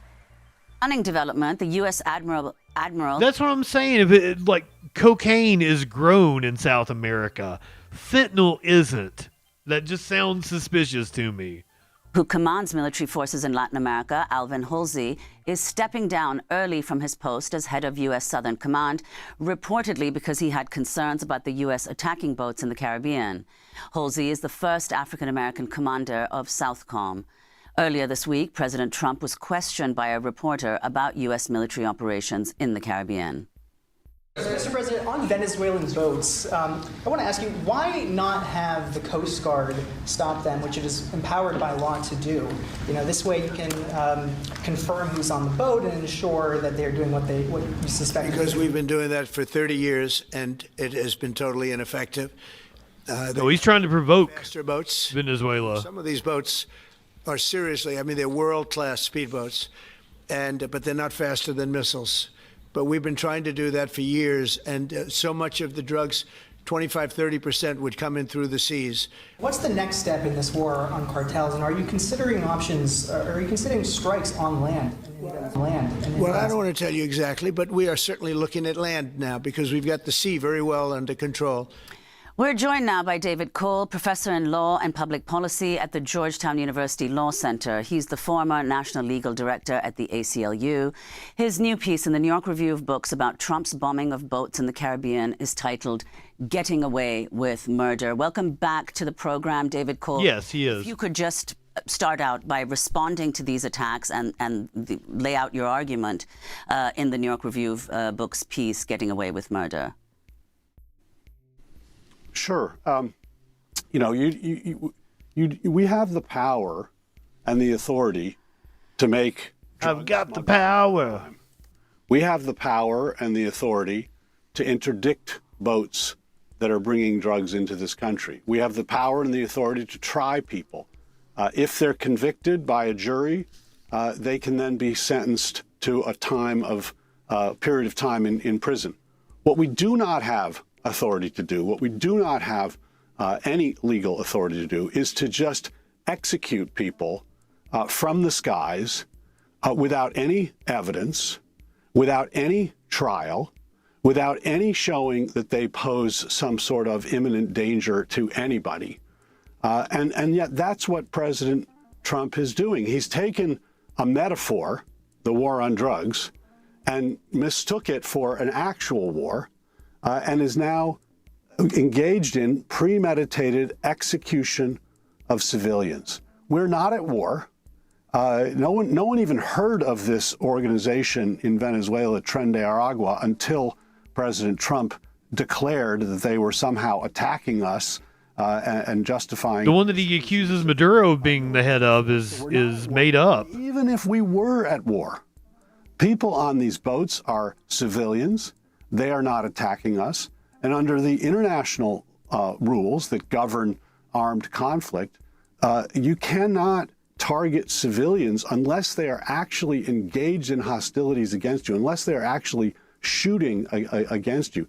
That is not what's going on here. These are sitting ducks, and we are simply engaged in cold-blooded murder of individuals who may or may. The peace president, though, remember that, guys. So, David Cole, you have actually Republicans as well who are condemning this, like Kentucky Republican Senator Rand Paul. And I want to ask, And don't forget about Congressman Thomas Massey, who Trump is apparently throwing a shit fit over right now.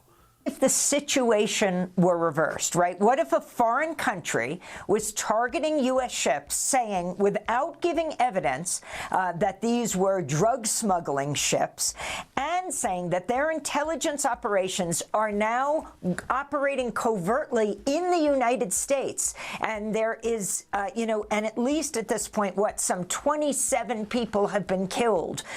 What do you feel those in the United States can do to enforce the law. This is about the rule of law.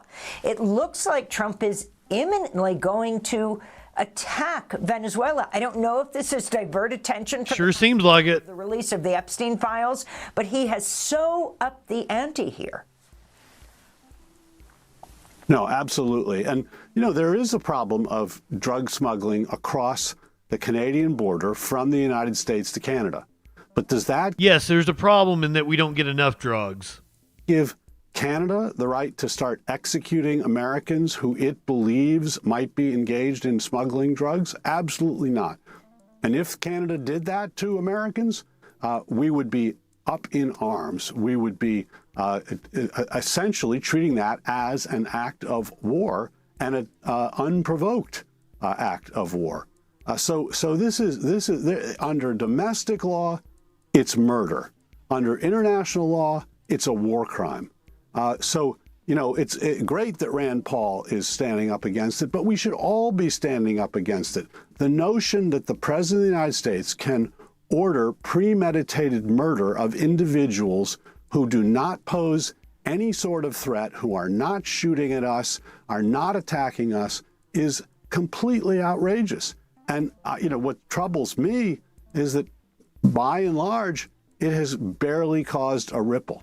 I mean, a lot of things that Trump has done are deeply disturbing, weaponizing the Justice Department, pardoning the folks who were involved in January 6th, cutting off aid to all kinds of needy people around the world and here at home.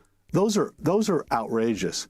But there's a difference when you start killing human beings without any process whatsoever. You know, we have a death penalty in this country, but the death penalty can only, unfortunately, first of all, after a long and rigorous procedure to make sure that you haven't gotten the wrong person.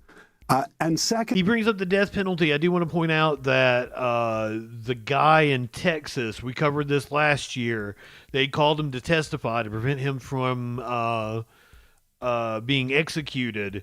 He was convicted of killing his child. They accused him of shaken baby syndrome. That guy has had his case at least delayed. Hold on, let me...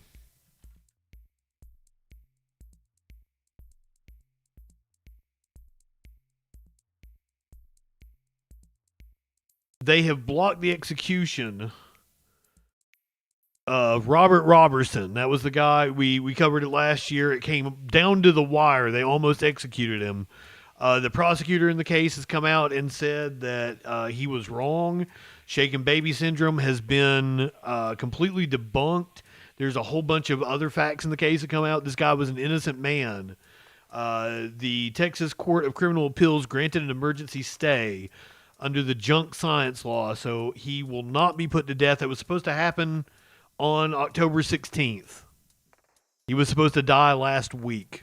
It can only be imposed where the defendant is convicted of murder.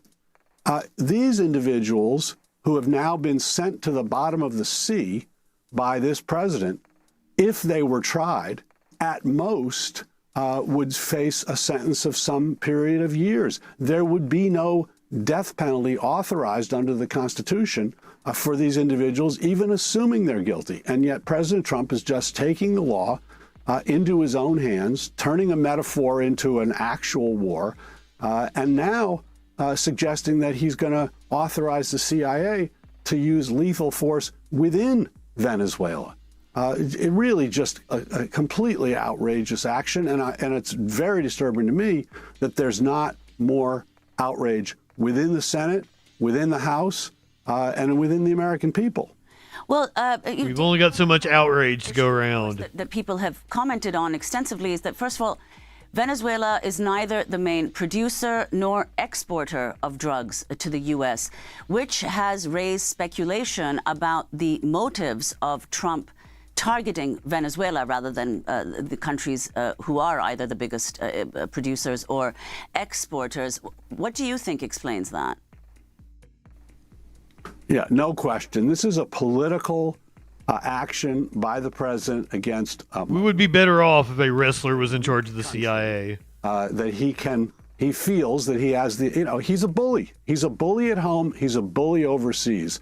He feels that he can do this without significant pushback from Venezuela, and so he's doing it. It is not about stopping drugs from coming into this country. Drugs continue to come into this country across more drugs every day in much larger amounts than come on speedboats You're from Venezuela. Willie Nelson high. This is about his You're smoking flexing some of muscle, the best dope God acting ever put the breath bully in. that he is.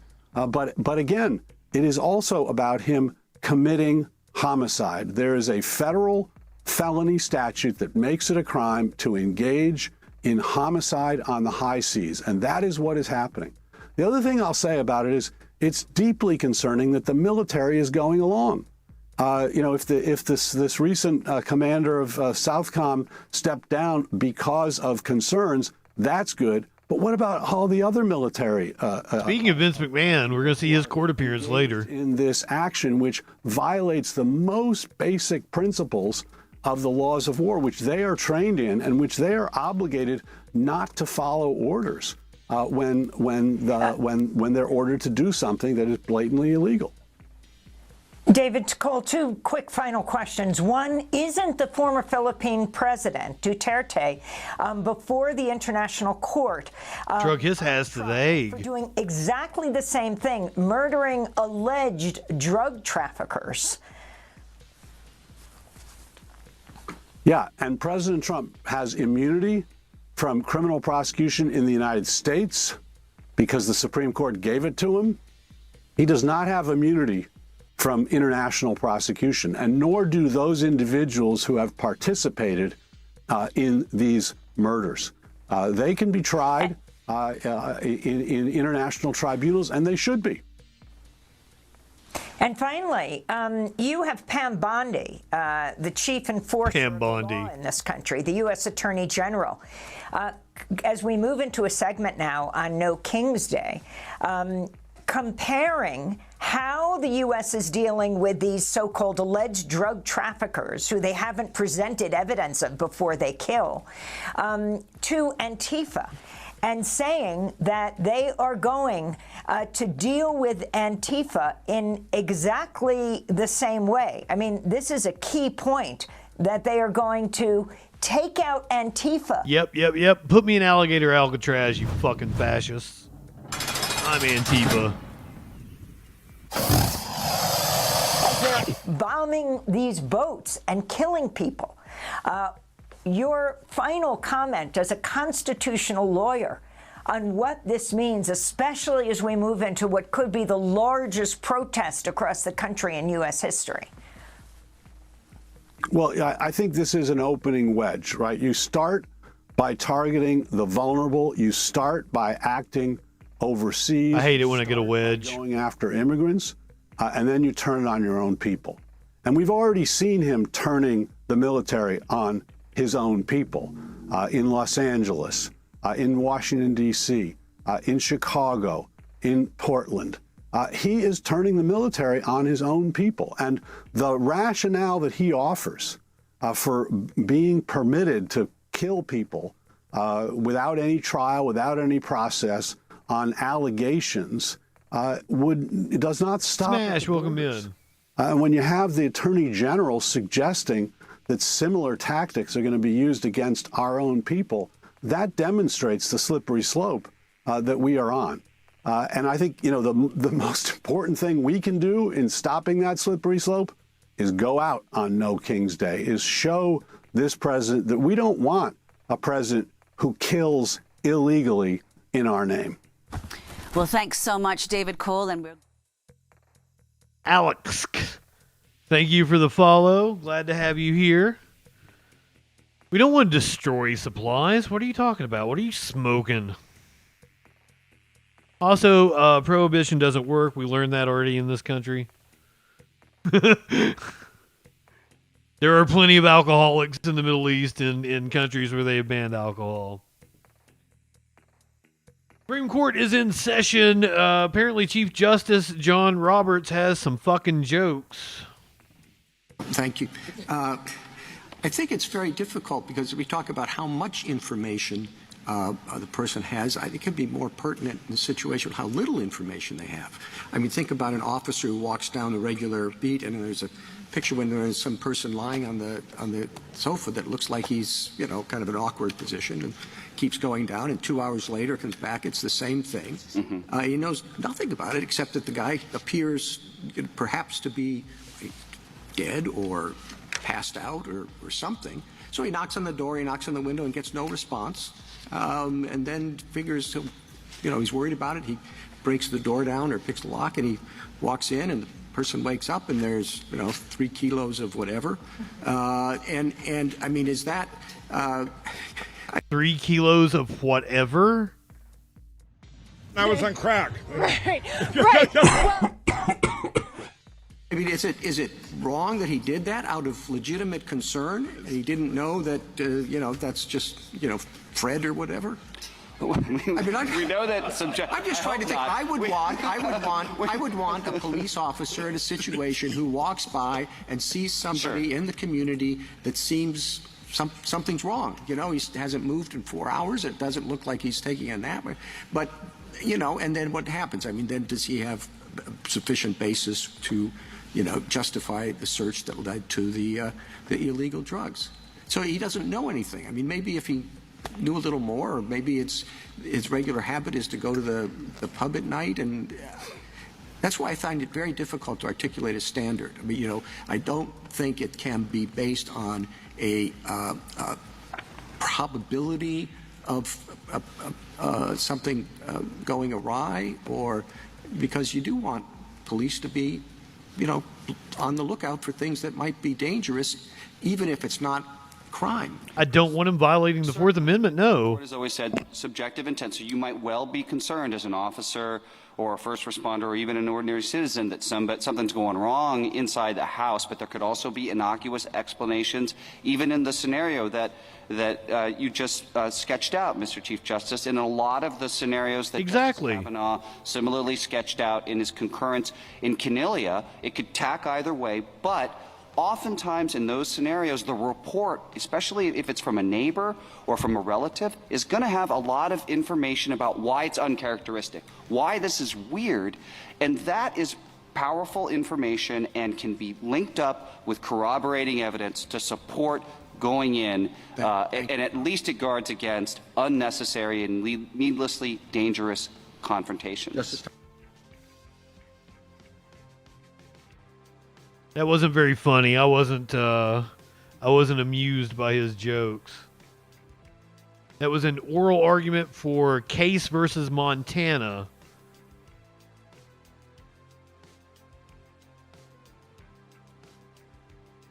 That they heard last week.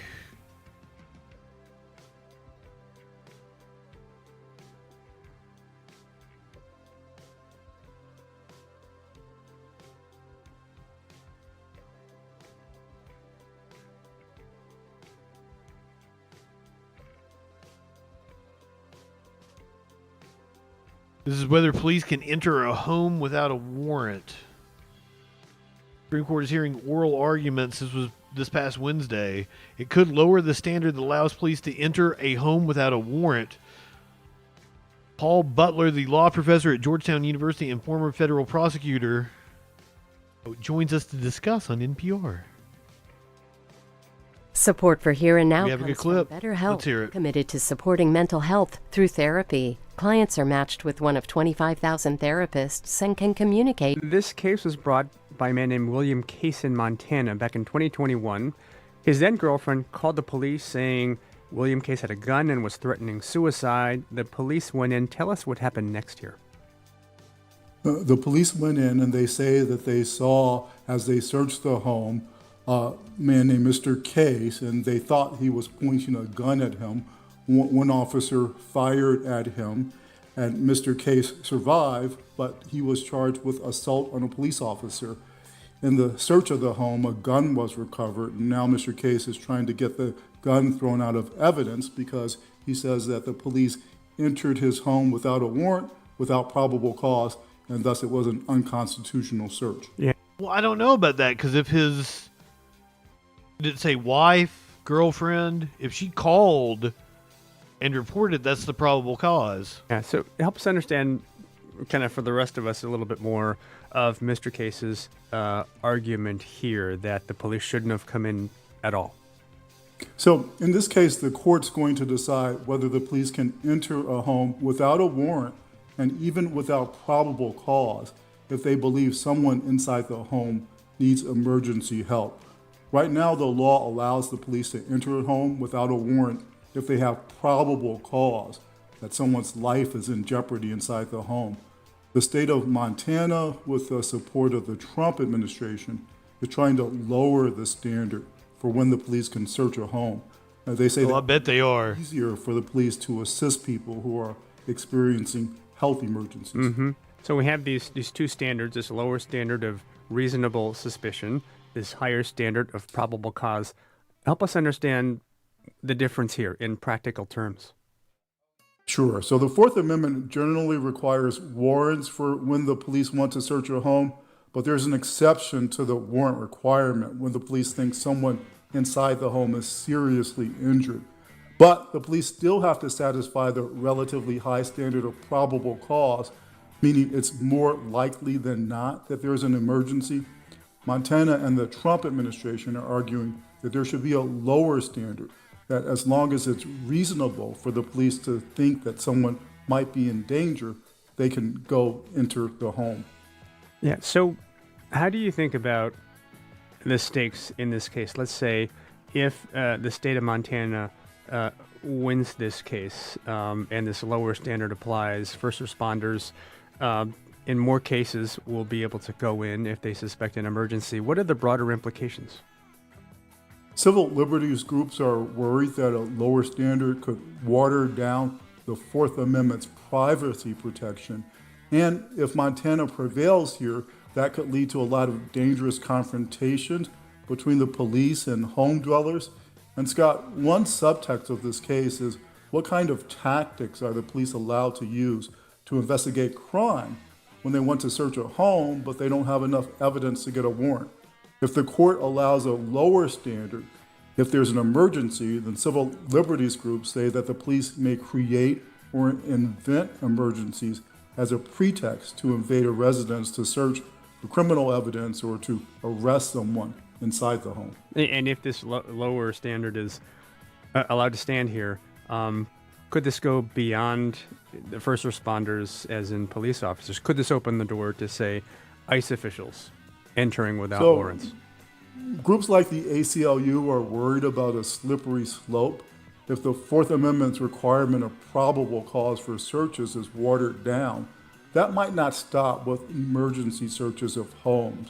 Well, what about other kinds of emergencies, like if the police think evidence might be destroyed or a suspect will get away? Now they're allowed to act if they have probable cause. But if the court says reasonable suspicion is enough in this case, it may lead to a broader interpretation of the Constitution that reduces privacy in other kinds of searches. Yeah. And briefly, Paul Butler, the way the Supreme Court is constituted now, the way the justices are generally politically, any thoughts on how the court may lean in this case? The three moderate justices are a fairly strong vote for the civil liberties argument. Even some of the more conservative justices are particularly interested and protective of privacy in the home. So this isn't a case that may go by strict ideological lines. Some of the more conservative justices might actually support the Fourth Amendment claims of the suspect in this case. That's Paul Butler, law professor at Georgetown University. Thank you, Paul.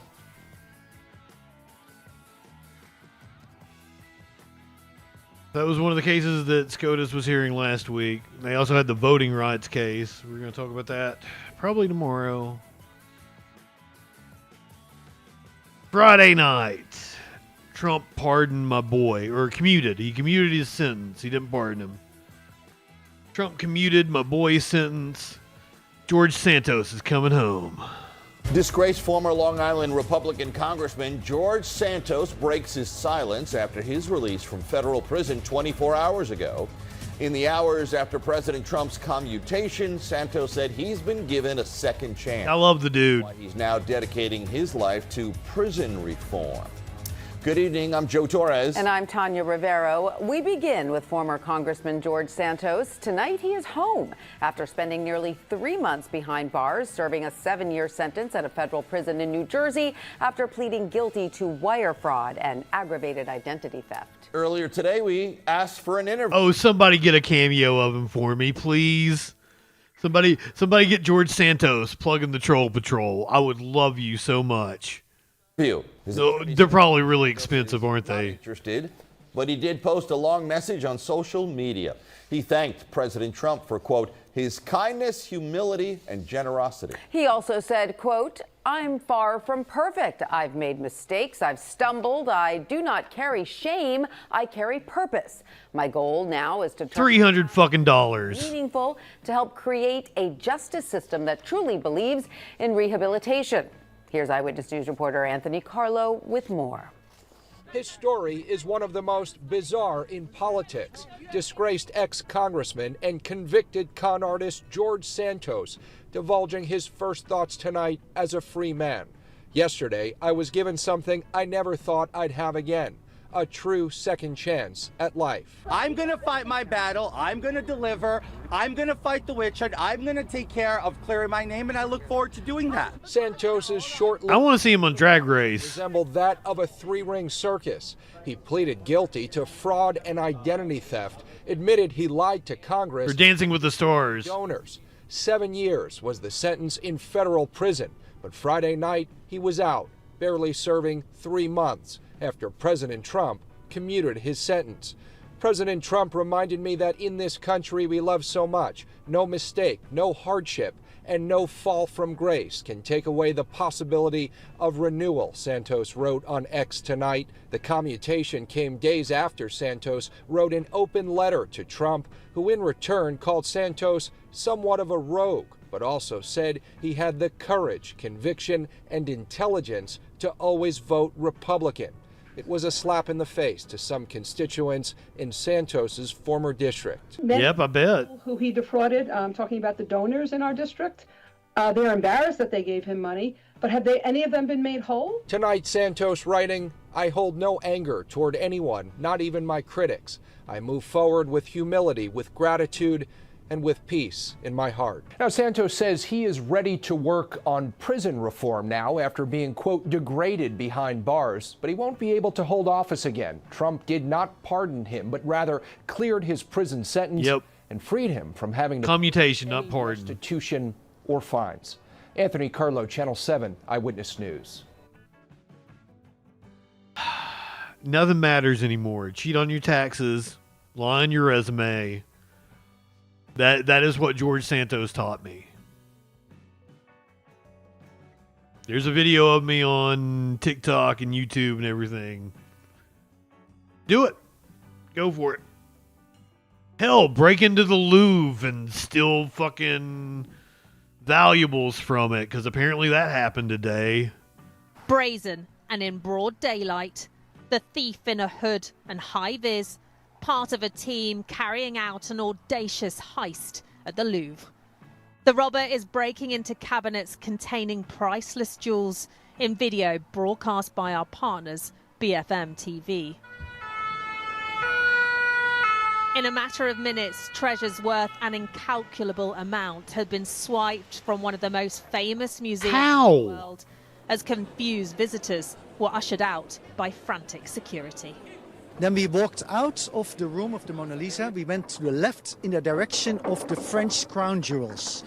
And there were security people, and they shouted to us, you have to move this place. You have to be quick, fast, run. This is how the thieves got in. Shortly after the museum opened, they used a motorized ladder to get to the first floor, where they cut the glass and headed for the Apollo Gallery. A display housing treasures from Napoleon and French sovereigns, they smashed cabinets and gathered their swag before fleeing on scooters. It must be said that these scooters. Organized crime today targets art objects. And museums have obviously become targets because France, as you know, is a country with a rich heritage, a country with historical heritage objects of great value. And so these museums have also become targets for these criminals. It's kind of hard to unload that kind of thing. They made off with 8 items, including a tiara, necklace, and earrings belonging to a queen, and an empress's emerald earrings and necklace. But this tiara, owned by Empress Eugenie, was found dropped outside. I think it's the theft of the decade, you know, targeting the Louvre, the world's most famous museum, and stealing the crown jewels from Napoleon. It's like the movies, you know. We have seen similar heists, but targeting the Louvre is next level. And it's a big scandal now in France, of course, losing the crown jewels. It's a big... Yeah, I guess there is a black market for it. We do find... Has called the raid an attack. Like, didn't they find some, like, Nazi memorabilia or something? The shit that the Nazis had stolen in somebody's personal collection just like a month ago. Our heritage, as forensic teams worked to track down the masterminds. You have to see it to believe it. A heist straight out of a Hollywood script on this busy tourist street. Just how did they get away with it?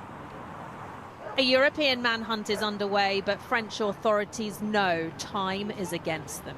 The gang could be trying to cross the border or melting down their loot as we speak. Melting down their loot from the Louvre.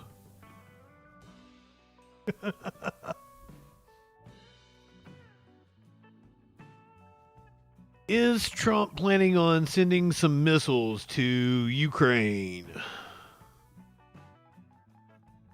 Some Tomahawk missiles? He was asked about this last week. And President Trump is turning his attention to the Russia-Ukraine war after the peace deal between Israel and Hamas. On Friday, he hosted Ukraine's Volodymyr Zelensky ahead of another potential summit with Russia's Vladimir Putin. This comes as President Trump also announced Friday that he commuted the prison sentence of a political ally. Christian Benavides has more. Well, we already did the Santos story. That fucking music. Florida Friday, where he's spending the weekend after hosting Ukrainian President Vladimir Zelensky at the White House. Trump called for an end to the war between Russia and Ukraine. And we had a very good meeting, very cordial meeting. In my opinion, they should stop the war immediately. You go by the battle line, wherever it is, and both sides should go home, go to their families, stop the killing, and that should be it. During their meeting, Zelensky it's that simple. discussed the potential for Ukraine to receive these long-range Tomahawk missiles, capable of striking up to 1,500 miles into Russian territory. Ukraine offered to trade for them. We need ceasefire. Even now, you see in the Middle East, it's very difficult to hold ceasefire. Everywhere, in every war, it's very difficult. We want peace. Putin doesn't want. That's why we need pressure on him. President Trump said he'll apply that pressure when he holds another meeting with Russia's Vladimir Putin, this time in Budapest. I'm the mediator, President. Hopefully we'll get the war over with without thinking about... Well, that cut off abruptly. This is fun, though. Zelensky was asked, and I think his name is Vladimir with an O, and Putin is Vladimir with an A. So I think they are two different pronunciations, but I'm not exactly sure on that. Zelensky was asked if he hates Vladimir Putin. Thank you. How does President Trump view Ukrainian strikes on Russia's oil sites? And is Ukraine coordinating this with the U.S.? No, really, we didn't speak about it. We didn't speak about our answers on strikes on Ukrainian energy system. Our answers to the Russian side, no, we didn't speak about it. Why do you think Vladimir Putin is avoiding you? Is he afraid of you? Sorry? Why do you think Vladimir Putin is avoiding you? Is he afraid of you? President Trump is not a secret nigga. I think that he said it. I think he said that Putin hates me. Do you hate him? But I think, look, I think it's strange if if they try to kill all of us, so I will have another attitude to this person. I have the same attitude to this man. So is that a yes? He hates Putin? He's like, they're trying to kill all of us. We have a good reason to hate him. Trump calling for a ceasefire in Ukraine and Russia. A ceasefire has been reached with Pakistan and Afghanistan, apparently.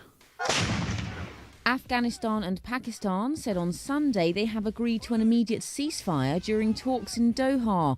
That's after a week of fierce border clashes, the worst violence between the South Asian neighbours since the Taliban seized power in Kabul in 2021. Pakistan's defence minister said on X the ceasefire, quote, has been finalised, and that both sides would meet again on October the 25th in Istanbul to discuss, quote, detailed matters. Istanbul, not Constantinople. You can't go back to Constantinople. Taliban spokesperson said in a statement the parties agreed on a complete and just to be clear, ceasefire.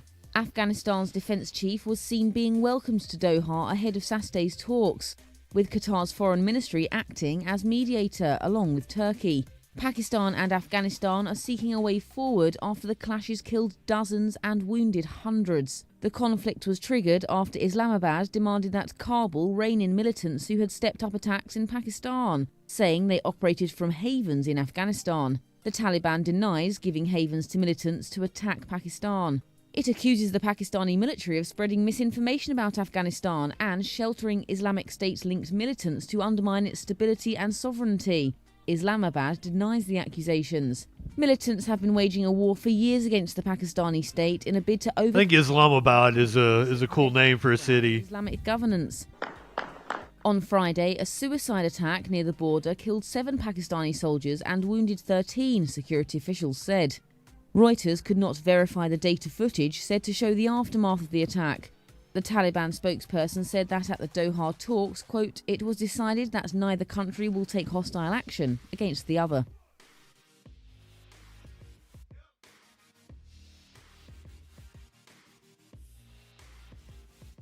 Speaking of ceasefires, there was one agreed to with Israel and Gaza, but guess what?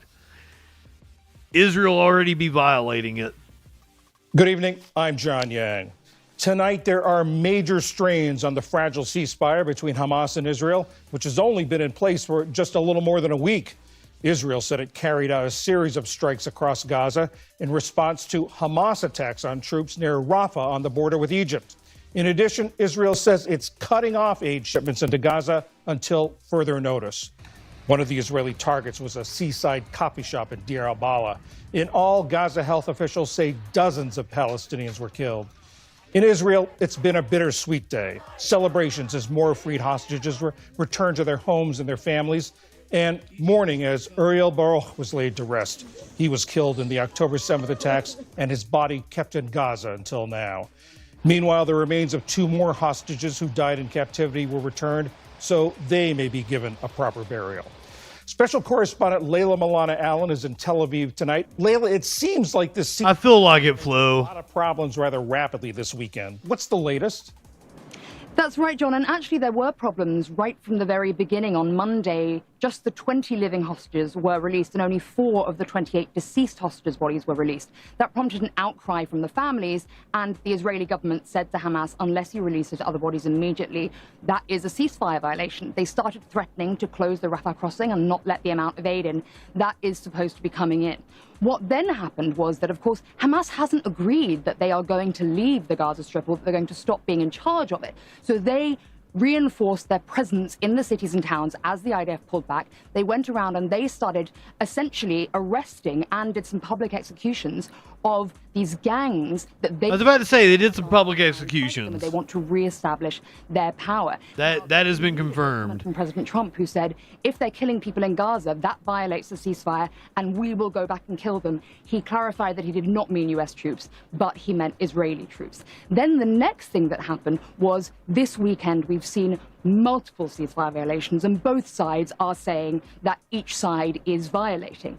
Yesterday, what happened was there was a bus that crossed into Gaza City, a family who were looking to try and find out what had happened to their home, as so many hundreds of thousands of Gazans are returning to their homes. Now, 11 people were killed when the IDF fired a shell at that bus, including 7 children. Then in the south, in Rafah, what happened was that the IDF said they had been attacked by Hamas fighters and that 2 soldiers were killed when Hamas fighters fired an anti-tank missile at them. They responded with a massive wave of airstrikes that, as you said, has killed dozens of people thus far. So many violations of both sides. Where it's been left this evening is that Israel Katz, the defense minister, has said that they are going to put down border markers for the yellow line where the IDF's meant to have pulled back to. They're going to re-establish the ceasefire, but anyone crossing that line can be fired upon. Layla, the idea of this ceasefire was going to give them time to negotiate the big questions, what Gaza would look like after the war. Is there a chance this could all fall apart and they never get to those big questions? There absolutely is, and that was really the problem from the start. Of course, when President Trump was here on Monday addressing the Israeli parliament, he said, this is it. We've ended the war. It's all over. Best thing to happen to the Middle East in decades. That was really premature. The fact that President Trump is a deal guy, they wanted to push this through. They wanted to do the initial stage, which is to stop the killing. They wanted to stop people in Gaza dying. They wanted to get aid in. They wanted to start that. Now, there has been a lot behind the scenes where all the parties involved here, the US, of course, but also mediators in Egypt and Qatar, they're trying to keep this deal on the road. They're focusing on deconfliction, stopping the bombing, stopping the shelling, and getting the aid in. But the reality is that the next stage of this huge Trump 20-point peace plan, we may never get there. Nothing else has been negotiated, and the fruits of that are being born now. If we forever stay in this stage where it's all about stopping and starting... But, you know, we were supposed to give them the Nobel Peace Prize. It's been nearly a year since a ceasefire was agreed with the Lebanon war. There have been hundreds of violations documented by the Lebanese armed forces where Israel has... Yeah, you had to love all the right-wingers last week. Like, why isn't the left celebrating this ceasefire, giving Trump credit? Like, we've been here before. Struck both with airstrikes and shelling Lebanon. And they say there has been complete impunity for that, and they're worried that the same situation will repeat itself here, where Israel continues to strike when they say there's been some sort of violation, when they say that Hamas has done something, which means we'll never progress to the next stage. Reconstruction. Will they ever be able to get the materials in? Where will all those Gazans live while that's happening? Will Israel allow building materials in unless Hamas is out of power, which they have not agreed to? And beyond that, a Palestinian state. There are references to that in this peace plan, but can that ever happen? This technocratic committee, is this just going to be for Gaza? Is there going to be something that unites all the different Palestinian territories? What's the future here? This is a huge and ambitious plan, and we are languishing in that first stage, which may not even be able to survive. Layla Milana Allen in Tel Aviv, thank you very much. Thank you, John.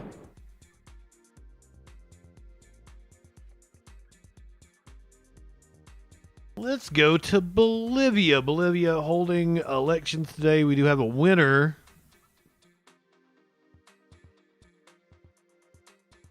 In the last, that president has been elected. Centrist Rodrigo Paz wins Bolivia's presidential runoff, topping his right-wing rival. A centrist senator who was never a nationally prominent figure until now won Bolivia's presidential election on Sunday. Preliminary results showed galvanizing voters outraged by the country's economic crisis and frustrated with 20 years of rule by the Movement Towards Socialism Party. The trend is irreversible. Oscar Hassan Fattenful, the president of the Supreme Electoral Tribunal, said of Paz's lead over his rival, former right-wing president Jorge Tuto Quiuga. Paz won 54% of the vote, early results showed, versus Quiroga's 45%. Quiroga has conceded to Paz. Toppling right-wing is good, but this is a centrist libers, apparently taking over after 20 years of a leftist party. But I know shit about Bolivian politics to be able to say anything.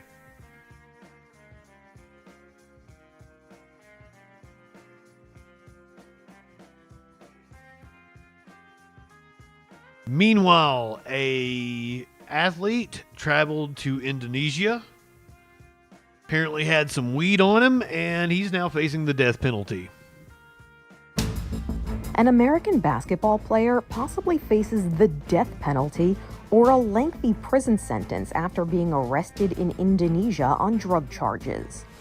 Look how much taller he is than everybody. Oh my God. Death penalty or a lengthy prison sentence after being arrested in Indonesia. Bro, I feel like you can take all of them. On drug charges.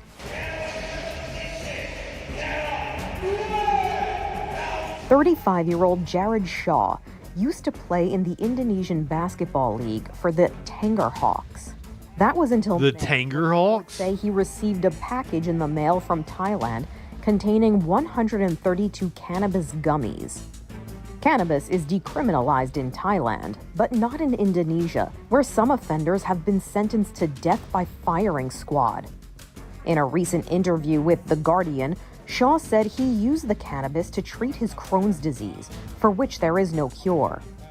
He added that he made a, quote, stupid mistake, and being held in detention for the past 5 months has caused him to go to a dark place mentally. After the arrest, Shaw's contract was terminated by the Tanger Hawks. Fucking stupid. Said in a statement, he violated the league's strict no drug use policy in his contract. The team also found him guilty of violating professional ethics and discipline standards.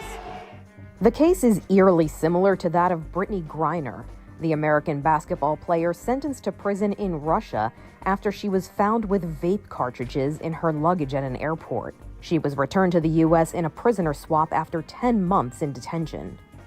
A friend has set up a GoFundMe page. Well, you know Trump isn't going to do shit to get him out. For Inside Edition Digital, I'm Mara. Media Winch, welcome in. We're going to get to the crime section of the show, but Justin has to piss real fast. I will be back momentarily. Go ahead. Speaking of Media Winch. It's all right to have a little fun before you hit the sack. I'm JustinFREAKIN. All we're establishing is this guy's wicked, sick aesthetic.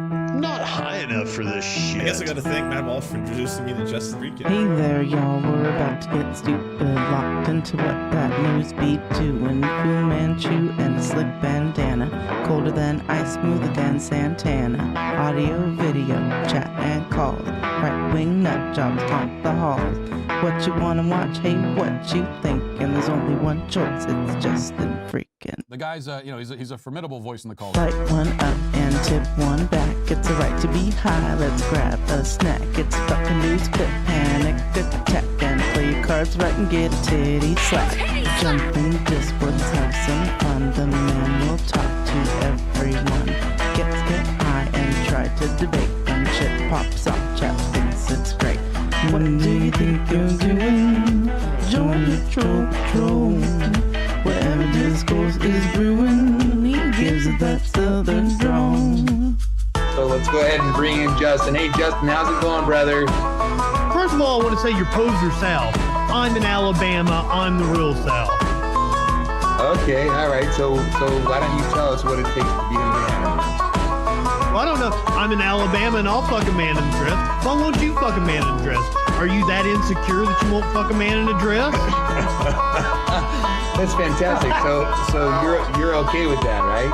Yeah. Why wouldn't I? Good. Right-wingers are morons. Light one hit and hit one back. One more clip before we hit the set. Set an alert when that shit goes live. Social fucking support and hit subscribe. Light one up and take a hit. He does no harm, but it takes no shit. He's the last one standing when the ship is sinking. Let's take another rip for JustinFREAKIN. Light one up, tip one back. I'm JustinFREAKIN. Not high enough for this shit.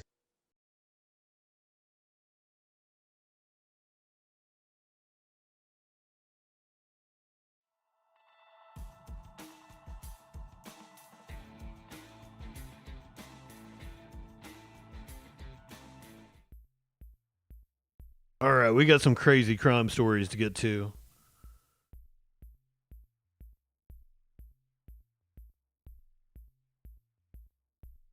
apparently,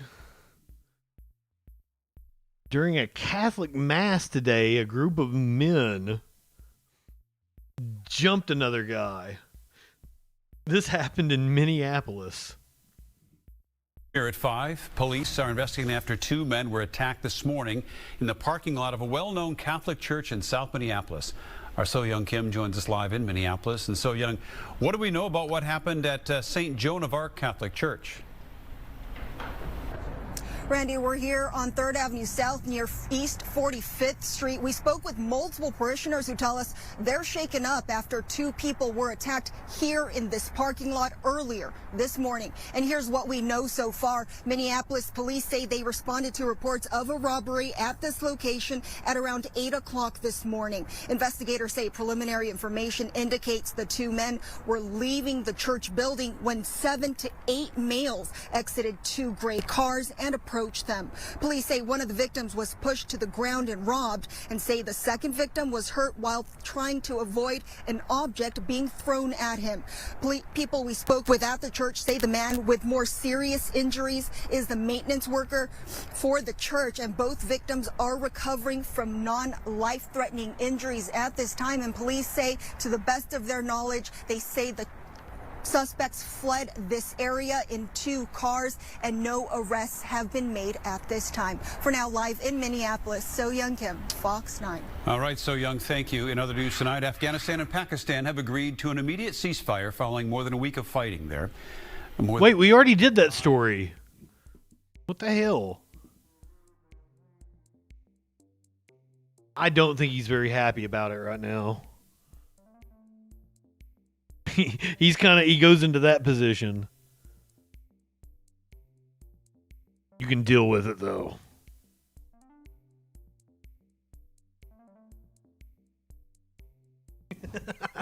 He's so cute. A man in Kentucky was exonerated after being held in prison for 9 years. Because, you know, cops are so good at doing their jobs. A Frankfurt man officially has his freedom back after being exonerated after he was convicted in a 2017 stabbing. John Brandon Lamont spent nearly 9 years in prison for a crime the Kentucky Supreme Court says he didn't commit. When the stabbing happened, the victim told police her ex-boyfriend committed the crime, but at trial said it was John Brandon Lamont. After the trial, the victim recanted, posting on social media saying she sent an innocent man to prison. Lamont filed a motion asking the court to vacate his conviction. In 2020, he was denied. But 3 years later, the Kentucky Court of Appeals reversed his conviction due to insufficient evidence. But Lamont remained in prison then. Then this year, the Kentucky Supreme Court... How in the fuck did he get convicted in the first place? Now a free man. Not proper representation, that's how. KYT's Madison Carmouche is talking to Lamont's friend following the encouraging news. I'm more like upset and angry that this happened, and you know, like, you can't take back the 9 years of his life that he spent in jail. Walter Morales says he and Brandon Lamont have been friends for nearly a decade, but for a majority of their friendship, Lamont was behind bars after being convicted for a 2017 stabbing. And heard on the news that he had just been arrested. And so originally, you know, I was just surprised, didn't know what had happened.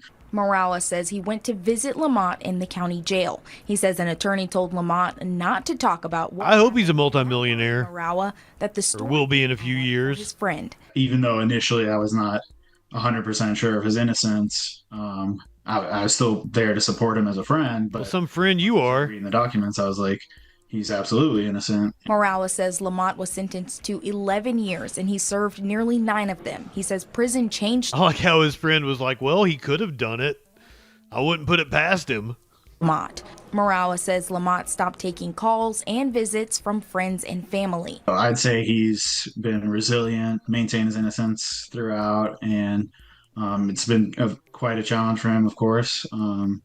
Morales says he saw Lamont 2 months ago while he was out on parole. He says the exoneration is a relief because now he knows his friend will remain free. To actually talk to him in person at his parents' house where, I had last seen him, it was surreal. Morales says he is grateful for the work of the Exoneration Project and the Kentucky Innocence Project. He says he hopes people do not forget about the injustice his friend Brandon Lamont faced.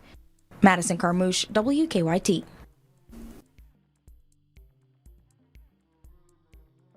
No, the victim didn't die, and she later said she sent an innocent man to jail. That's what's wild.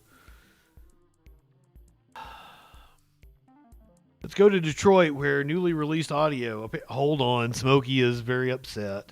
I gotta take the wings off of him. Hold on, Bubs.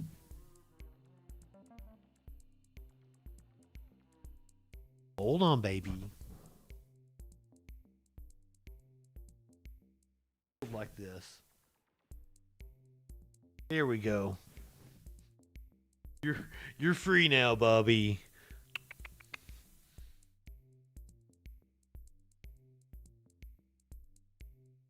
So we've got some newly released audio out of Detroit, which apparently does not paint the cops in a very good light, which, surprise, surprise.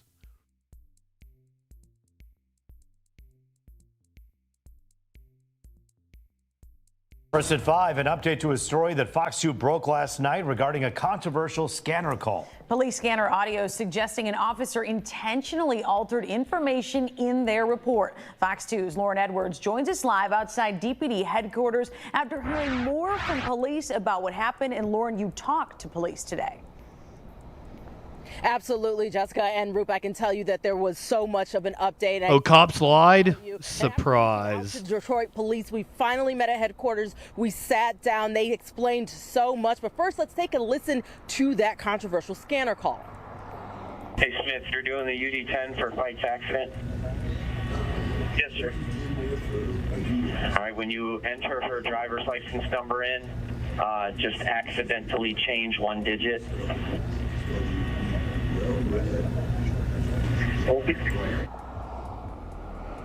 Now, that was from about 5:30 Thursday morning out of Detroit Police Precinct 4 in Southwest Detroit. DPD has confirmed to Fox 2 that this audio is authentic and is related to an on-duty crash. Now, Thursday, Fox 2 was told through sources that it is possible this was done to circumvent this on-duty crash affecting the officers' car insurance rates. Today, Fox 2 sat down with Detroit Police at their headquarters. Police say they believe the crash involved an officer who backed into a pole. They could not confirm if there were any injuries, but they explained their policy and that they are looking into that call.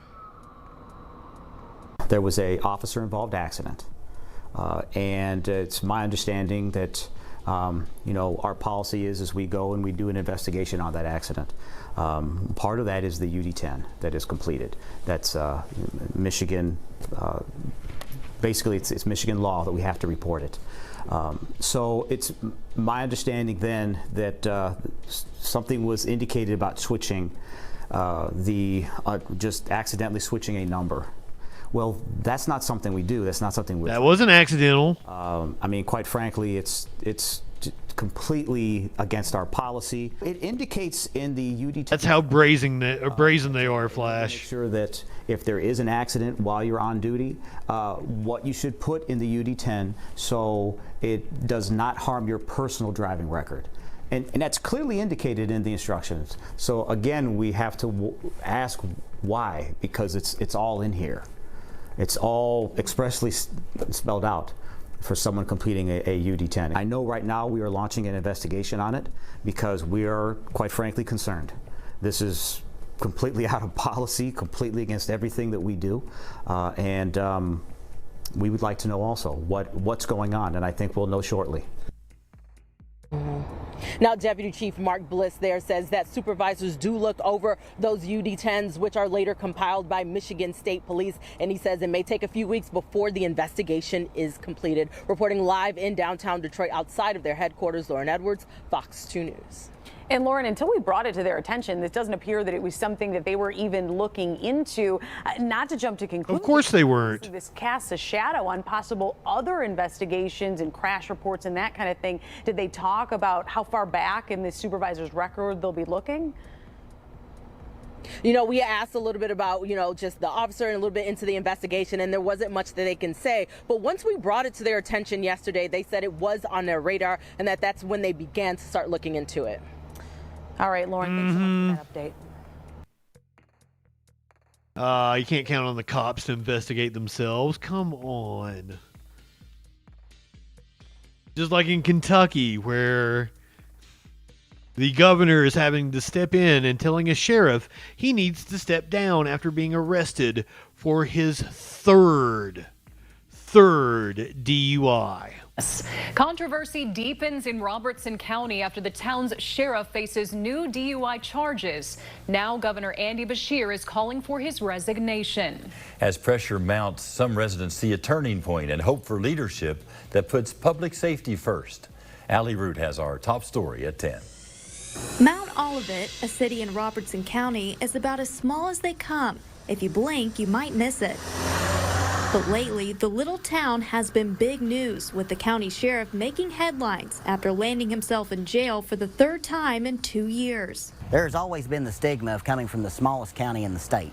We don't even have a stoplight. We've been the butt of numerous jokes in the past. Christopher Cooper says today is no different after Sheriff Terry Gray was arrested Tuesday night in Mason County. He's accused of driving under the influence in his official car at more than 110 miles per hour. Deputies say when he was booked into jail, they found a mini liquor bottle in his pocket. Gray has 2 prior DUI arrests in 2023 and 2024. Yes, mistakes were made. At the end of the day, we don't need to kick a man while he's down. Sheriff Gray reportedly entered Alford pleas in the previous cases, which allowed him to stay in office. That's not an admission of guilt, but acknowledgement that there is enough evidence for a conviction. Wow. Governor Andy Beshear is now calling for Gray's resignation, saying he has 5 days to step down or he'll take action to have him removed from office. Nobody is above the law.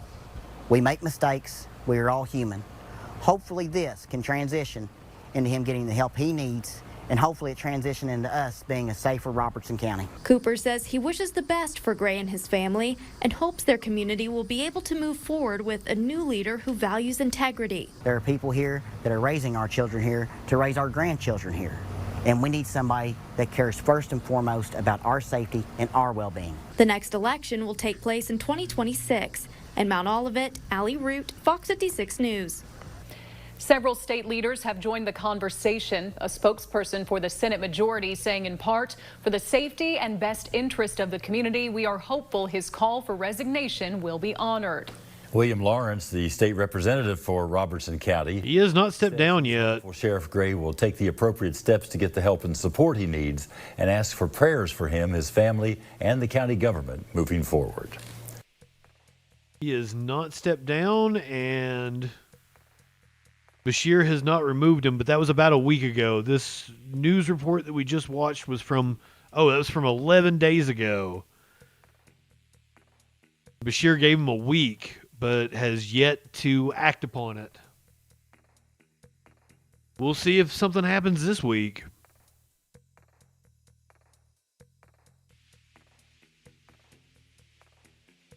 A 17-year-old boy has been arrested for faking a kidnapping, and then I guess he saw the episode of South Park, he blamed it on some Hispanic man. The center of an Amber Alert almost 3 weeks ago is now the focus in a criminal case. Marion County Sheriff's deputies arrested 17-year-old Caden Spate today.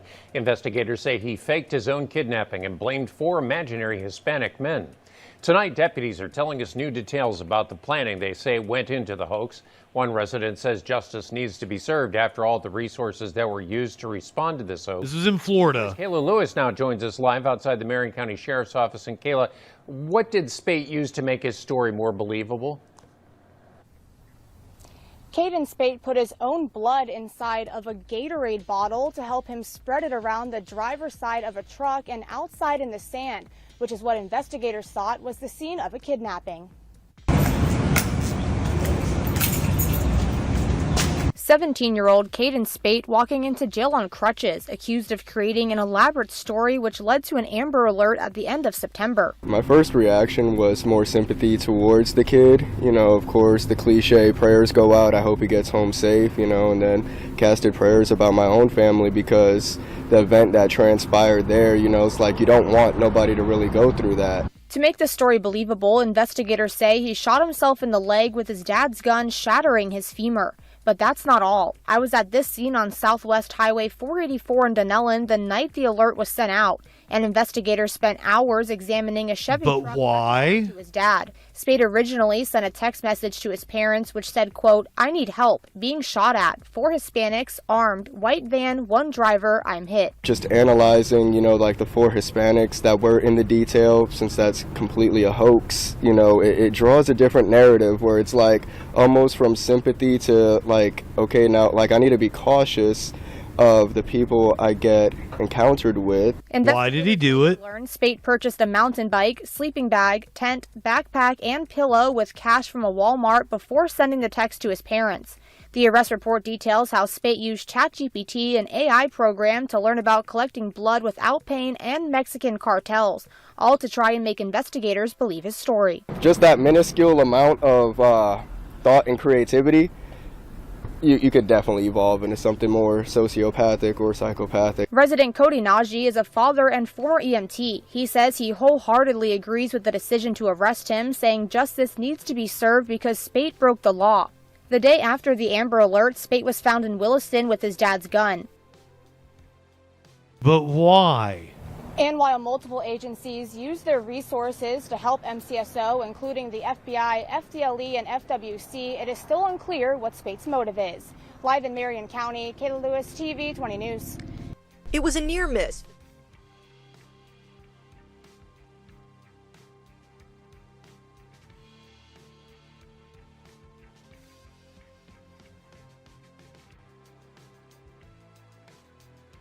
A former Penthouse pet and current OnlyFans model has been accused of robbing people. You mean to tell me an Israeli just thought other people's property was theirs? Haven't heard that happen.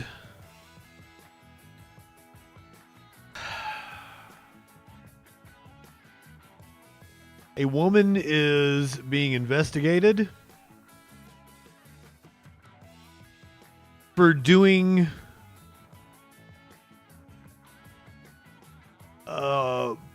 butt implant injections on a Hollywood actress that led to her death. Apparently she got some kind of an infection after the injection, which I would say, you know, you probably need to clean the area, or in other words, you should wash your ass. Life is too short to walk this earth for a crusty asshole. Wash your ass. Actually, I think she got a blood clot. Tonight at 11, we're learning more about the shocking death of a local businesswoman and longtime Hollywood actress, Cindiana Santangelo of Malibu. New details revealed in court as this woman stands accused of giving the deadly silicone butt injections that killed Santangelo. And we've learned it's not the first time. The woman facing similar charges for another woman's death, also in a butt enhancement procedure. Eyewitness News reporter Tim Pulliam outside a courthouse in downtown Los Angeles with more on. I can't. Wow. On the disturbing new revelations. Why don't you get a tattoo? I had my boyfriend's name tattooed on me. She played a sexy stripper in the classic sitcom Married with Children. And in 1989, the sultry video girl in Young MC's hit song. Wow. The camera catching a glimpse of her swaying backside. But years later, a tragic tale. Cindiana Santangelo's quest for a bigger bottom ultimately led to her death. Prosecutors say the Hollywood actress had illegal silicone butt injections back in March performed by Libby Adame, now on trial for her death. Asses to die for, that should be her slogan. Told the jury she was negligent. No medical license. She admitted to the police, doesn't even have a nursing license, maybe has some sort of certificate. Adame's defense attorney told the jury. Deli, welcome in. Not do it. Last year, Adame and her daughter Alicia Galaz of Riverside were convicted of a similar crime, involuntary manslaughter. The case dates back to 2019 when mother and daughter injected silicone into Carissa Rajpal's butt at her home in Sherman Oaks. These actions speak volumes, Your Honor. They speak of selfishness, cowardice, and a fundamental disregard of human life. Silicone injections into the butt are not FDA approved. The agency warns it can lead to serious side effects and even death. Adame and her daughter were each sentenced to prison but were released on parole for time served. Now, Adame back in court as a jury decides her fate for her alleged role in this Hollywood starlet's death of a silicone embolism. She was found guilty. Yeah, and the jury will return to court tomorrow morning at 9 a.m. to begin deliberations. Tim Pulliam, ABC 7. Sorry, I bookmarked this the other day while I was off. She was found guilty. Let's get the update on this.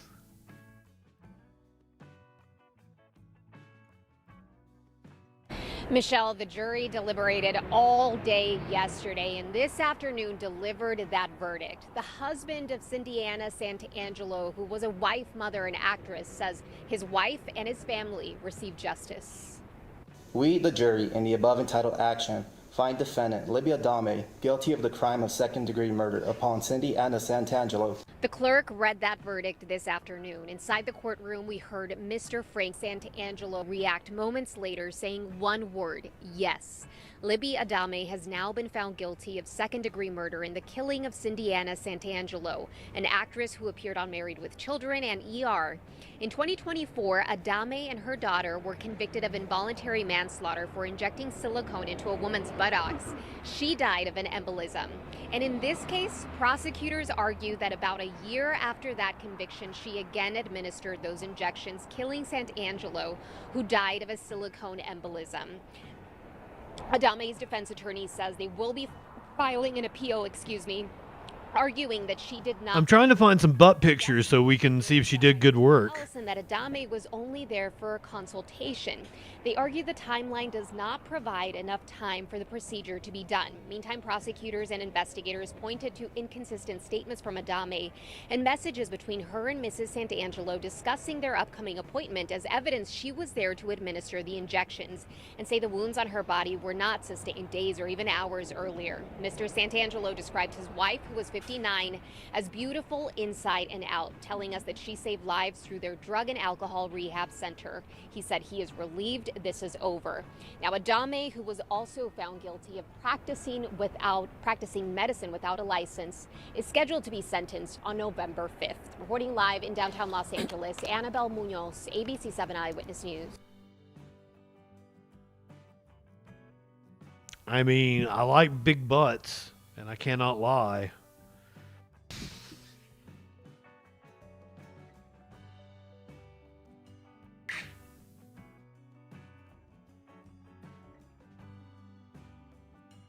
Speaking of people who have had a lot of work done,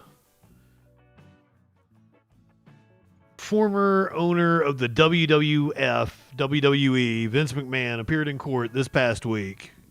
Former WWE CEO Vince McMahon was in court today. A judge granted him probation in his reckless driving case. That will allow charges against him to be dropped in 1 year's time. News 12 Connecticut's Marissa Alter reports from Stamford. When Vince McMahon arrived at court, he was met by a group of fans. McMahon's attorney told me they were waiting here for at least an hour in hopes of getting a picture or an autograph. Thank you. WWE's Vince McMahon walked into Stamford Superior Court flanked by his security team. Every time you see him, he looks crazier and crazier. Pre-trial probation program called Accelerated Rehabilitation in connection with the 3-car crash on July 24th. This is a picture of McMahon's Bentley right after the collision occurred on the Merritt Parkway in Westport. It's alleged that he was swerving in and out of traffic, going in excess of 90 miles per hour. The police. Now, as I understand it, it's almost impossible to do 90 miles per hour on the Merrick Parkway where he was at because it is an itty-bitty road. Report said McMahon collided with the back of a BMW, then the center median, with debris causing another car to crash. No one was hurt, but McMahon was charged with reckless driving and following too closely. The accident happened just hours before Hulk Hogan's death became public. He's fully insured. Oh yes, that's another one of the crazy things about this. He could have possibly known that Hogan was dead already. This was like 2 or 3 hours before the news broke that Hogan had died. He did send 2 apology notes out through counsel. Understands the seriousness of the case, understands he qualifies for the program. And okay, is his hair white and he dyes the rest of it black? Or is this natural? What the fuck is going on here? Assures the court this won't happen again. The prosecution didn't object to the AR program, which allows first-time offenders charged with certain crimes to avoid a conviction. McMahon will have the case dismissed in 1 year as long as he stays out of trouble and completes the... At least he doesn't have the mustache Our anymore. accident is a crime. The judge recognized that there's a path here for dismissal, and that's what happened here. This was an accident. As McMahon left, he didn't have a comment for reporters. Can you get that photo with you? He's got the Gorilla Monsoon tie on. Any chance you can get the photo with you? But he did stop for a few pictures and autographs with fans. In granting the program, the judge also said McMahon must make a $1,000 charitable contribution. In Stanford, $1,000. Connecticut. He's a billionaire. He is a billionaire. And $1,000. Seriously? This is when he had the mustache a couple of years ago.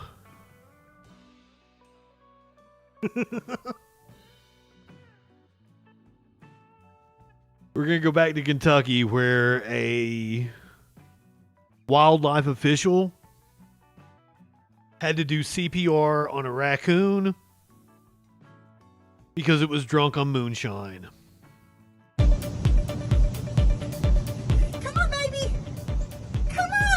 Misty Combs from Kentucky stepped in to help when a family of raccoons got into some trouble.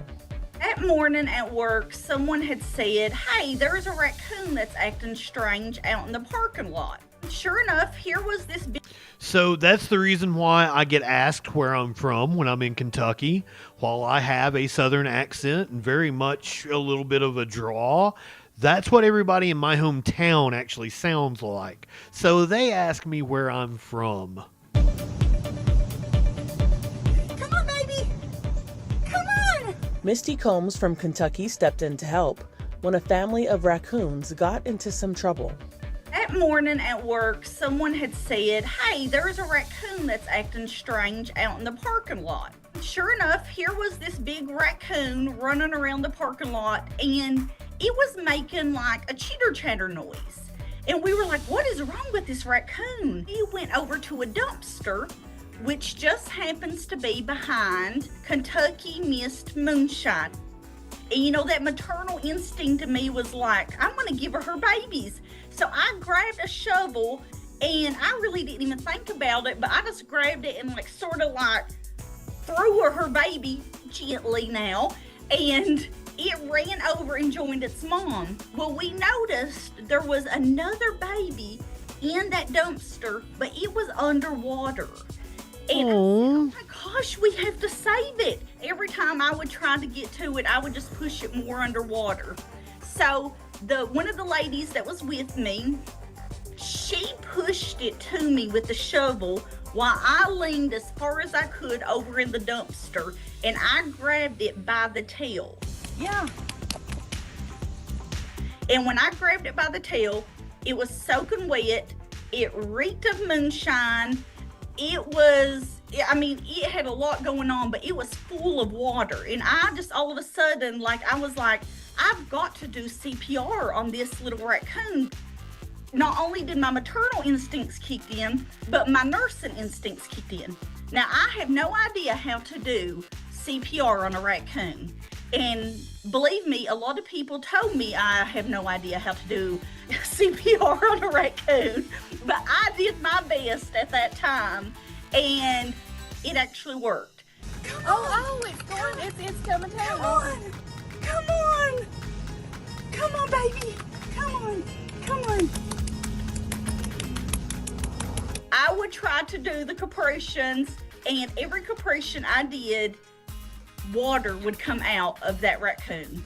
You can see I'm keeping my distance because I was afraid this raccoon would come back to life and bite you? me.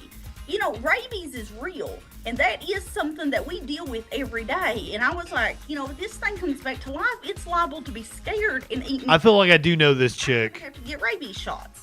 But we got it to breathing again. You know, the CPR worked, and I sat and beat on it and tried to get the fluids out of its lungs. Not only was the raccoon in distress, it was wasted. Yeah, it'll get loose in your car. No, we'll put it in the... I got a box in there we can put it in. Call the game warden. They'll come straight and get it, I promise.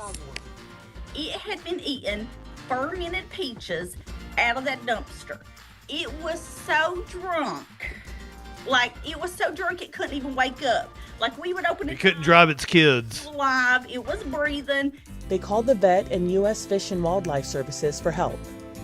They got it. Blaine came and arrested him. They took care of it. He gave it fluids and let him sleep off his hangover that day. They named their new friend. What's he doing? We named him Otis Campbell. Yeah. Oh my God. We named him Otis Campbell from the Andy Griffith Show. The town drunk. You know, he does like to drink now. Oh, I'm sorry. I broke your heart, Mother. Pipe down, Otis, will you? Pipe down. What do you mean, pipe down? Otis! When Otis felt better, they released him. Otis showed back up, and they let me turn him loose, and I was so honored. It was the best ending ever. So we turned him loose where he had been seen before with his mom and his sibling, and hopefully they're all still together as a family.